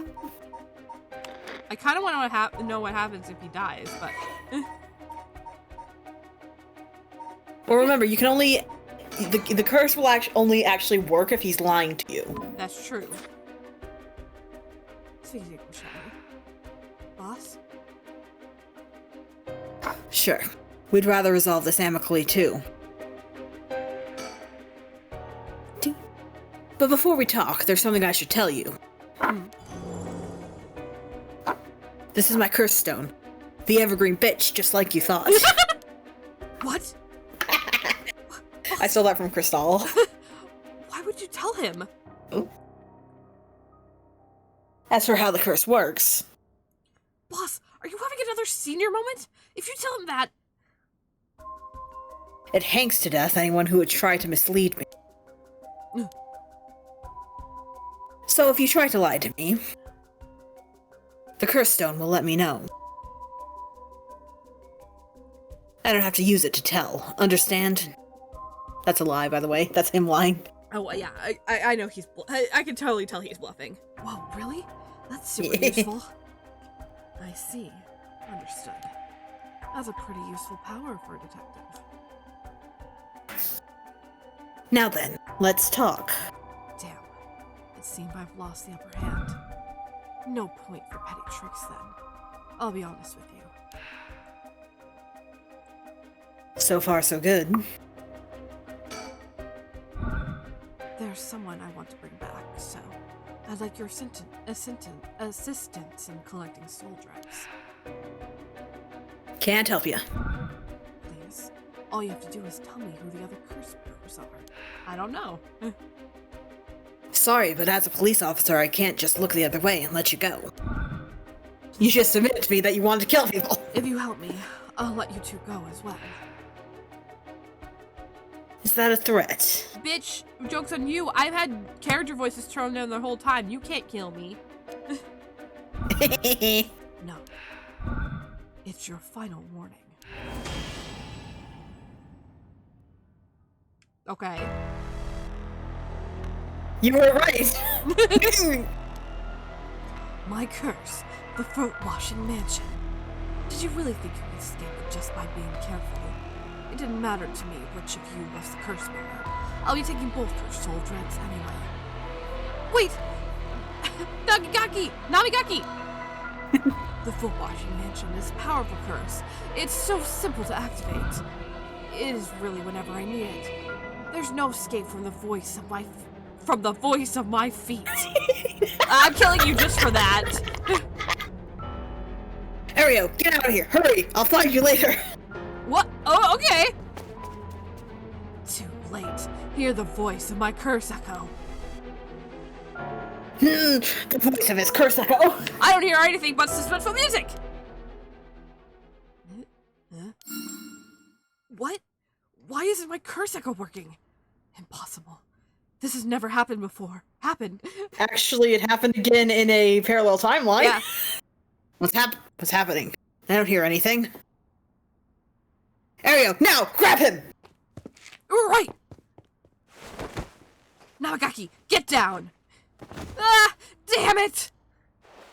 Boss, here, his curse stone. Good work. Give it to me. Good job trying to kill some cops, you idiot. Yeah. Like, damn it. Come on. They're allowed to carry guns. Yeah. What do you think, boss? Should we lock him up? I haven't even touched you. You can't consider that assault of a police officer. Let him go. All we need is the stone. He can't kill people with his power anymore. How could this happen? My right of resurrection. Give it up. The right was too good to be true from the start. I don't know what happened to you, but you'd better off mourning whoever you lost the right way. Now get out of here. Damn it. Phew, that was a close one, huh, boss? We'd probably be dead if he had activated his curse. Yeah, I'm not sure what, but something stopped his curse from... Boss, are you okay? Does having another curse stone hurt? Just frozen. Yeah. The curse from this one is flowing into me, too. Oh, we're gonna make him like a super curse bearer? Oh, no. I saw what activates the curse of the foot-washing mansion, and the resentful memories bound. You don't get to see it, people controlling me, though. I see. I always thought this was one of the stranger of the 7 mysteries. Now I know why. This sure is something. What did you see? Let's save that for later. All you need to know for now is that it's a particularly powerful curse. We're lucky we took it from him quickly. Phew. Hey, there Yeah, it you is. need to know. This is the story of something Oh, yeah, that the weird occurred- one. Yeah, in the dead of night in the residence of Makashako, modern-day Southwest Gary Street in Kamezawa. The foul-smelling wind rattled the house. Suddenly, a giant foot drenched in blood smashed through the ceiling. Wash, it commanded. After the servants carefully washed the foot, it returned from whence it came, fixing the roof it had broken. Men who had been visited by the foot every night asked a friend to trade houses with him. That night, the foot stopped appearing. Wait. Kills by crushing one who hears the command wash. Like, imagine literally stomping on someone. Yeah. Jeez. Oof. She was an accomplished Omiyoji. Alas, she did not use her talents for the good of the world or the people for the selfish benefit of beauty. What's an Omiyoshi? It's like a mystical ancient position. I don't exactly know I'm looking at that. because from history. In this game, it's like it's like basically a psychic for like who had a position of some sort. I think, like a government position. I'm looking at Wikipedia. It's one of the official positions belonging to the Bureau of Onmyo in the Ministry of the Center under the Rishorio system in ancient Japan, and was assigned as a technical officer in charge of divination and geomorphology based on the theory of the yin-yang 5 phases. In the Middle Ages and modern period, the term was used to refer to those who performed prayers and divination in the private sector, and some of them were regarded as a kind of clergy. Interesting. Okay, so it's like a priest. Like a priestess. Who does divination. Yeah. After a fierce battle, the woman dragged herself through the streets. It was like something had gnawed away at her body. Will I die? I've already attained what I need as long as I have this. Suddenly a terrible realization dawned on her. Her legs wouldn't move. She fell to the ground. What was happening? Surprised, she looked down. Her foot, once beautiful and delicate, had grown ulcerated and rotten. He got her. She was on the verge of death and covered in filth to boot. Crawling to the nearby house, her breath caught her in her throat. The curious residents opened up, but recoiled when they saw. My foot is so filthy, someone please, quickly. The woman expired while mumbling something unintelligible, and so ended the life of a woman consumed by evil. Interesting. She was so evil that her curse became very powerful. Yeah. Well, that makes one stone. Where do we go now? We'll visit all the places associated with the mysteries while it's still dark out. You mean we have to do that all over again? I hope they aren't all as aggressive as him, but people do crazy things to bring back someone they love. It seems that the hatred the curse stones are imbued with makes people more willing to kill. Really? Then what about you, boss? I'm fine. I may not have any spirit sense, but I'm tough when it comes to this stuff. That's why they loved me in Paranormal Affairs. So you are spiritually gifted after all. Alright, I mean, let's head I to the next guess. place.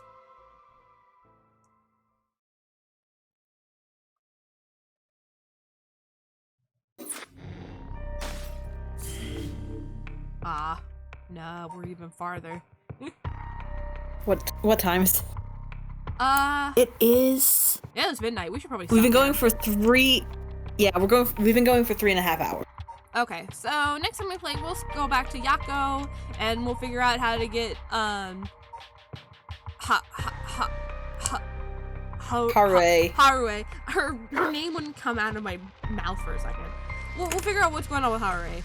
But that was really fun. I really like this game. It's super duper fun. It's spooky, it's weird, and I like it.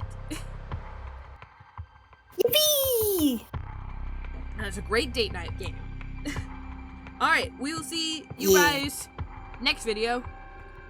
Tomorrow, if anyone's watching. See you. We're gonna do emissaries. Hooray! We'll see you guys then. Goodbye! Hooray!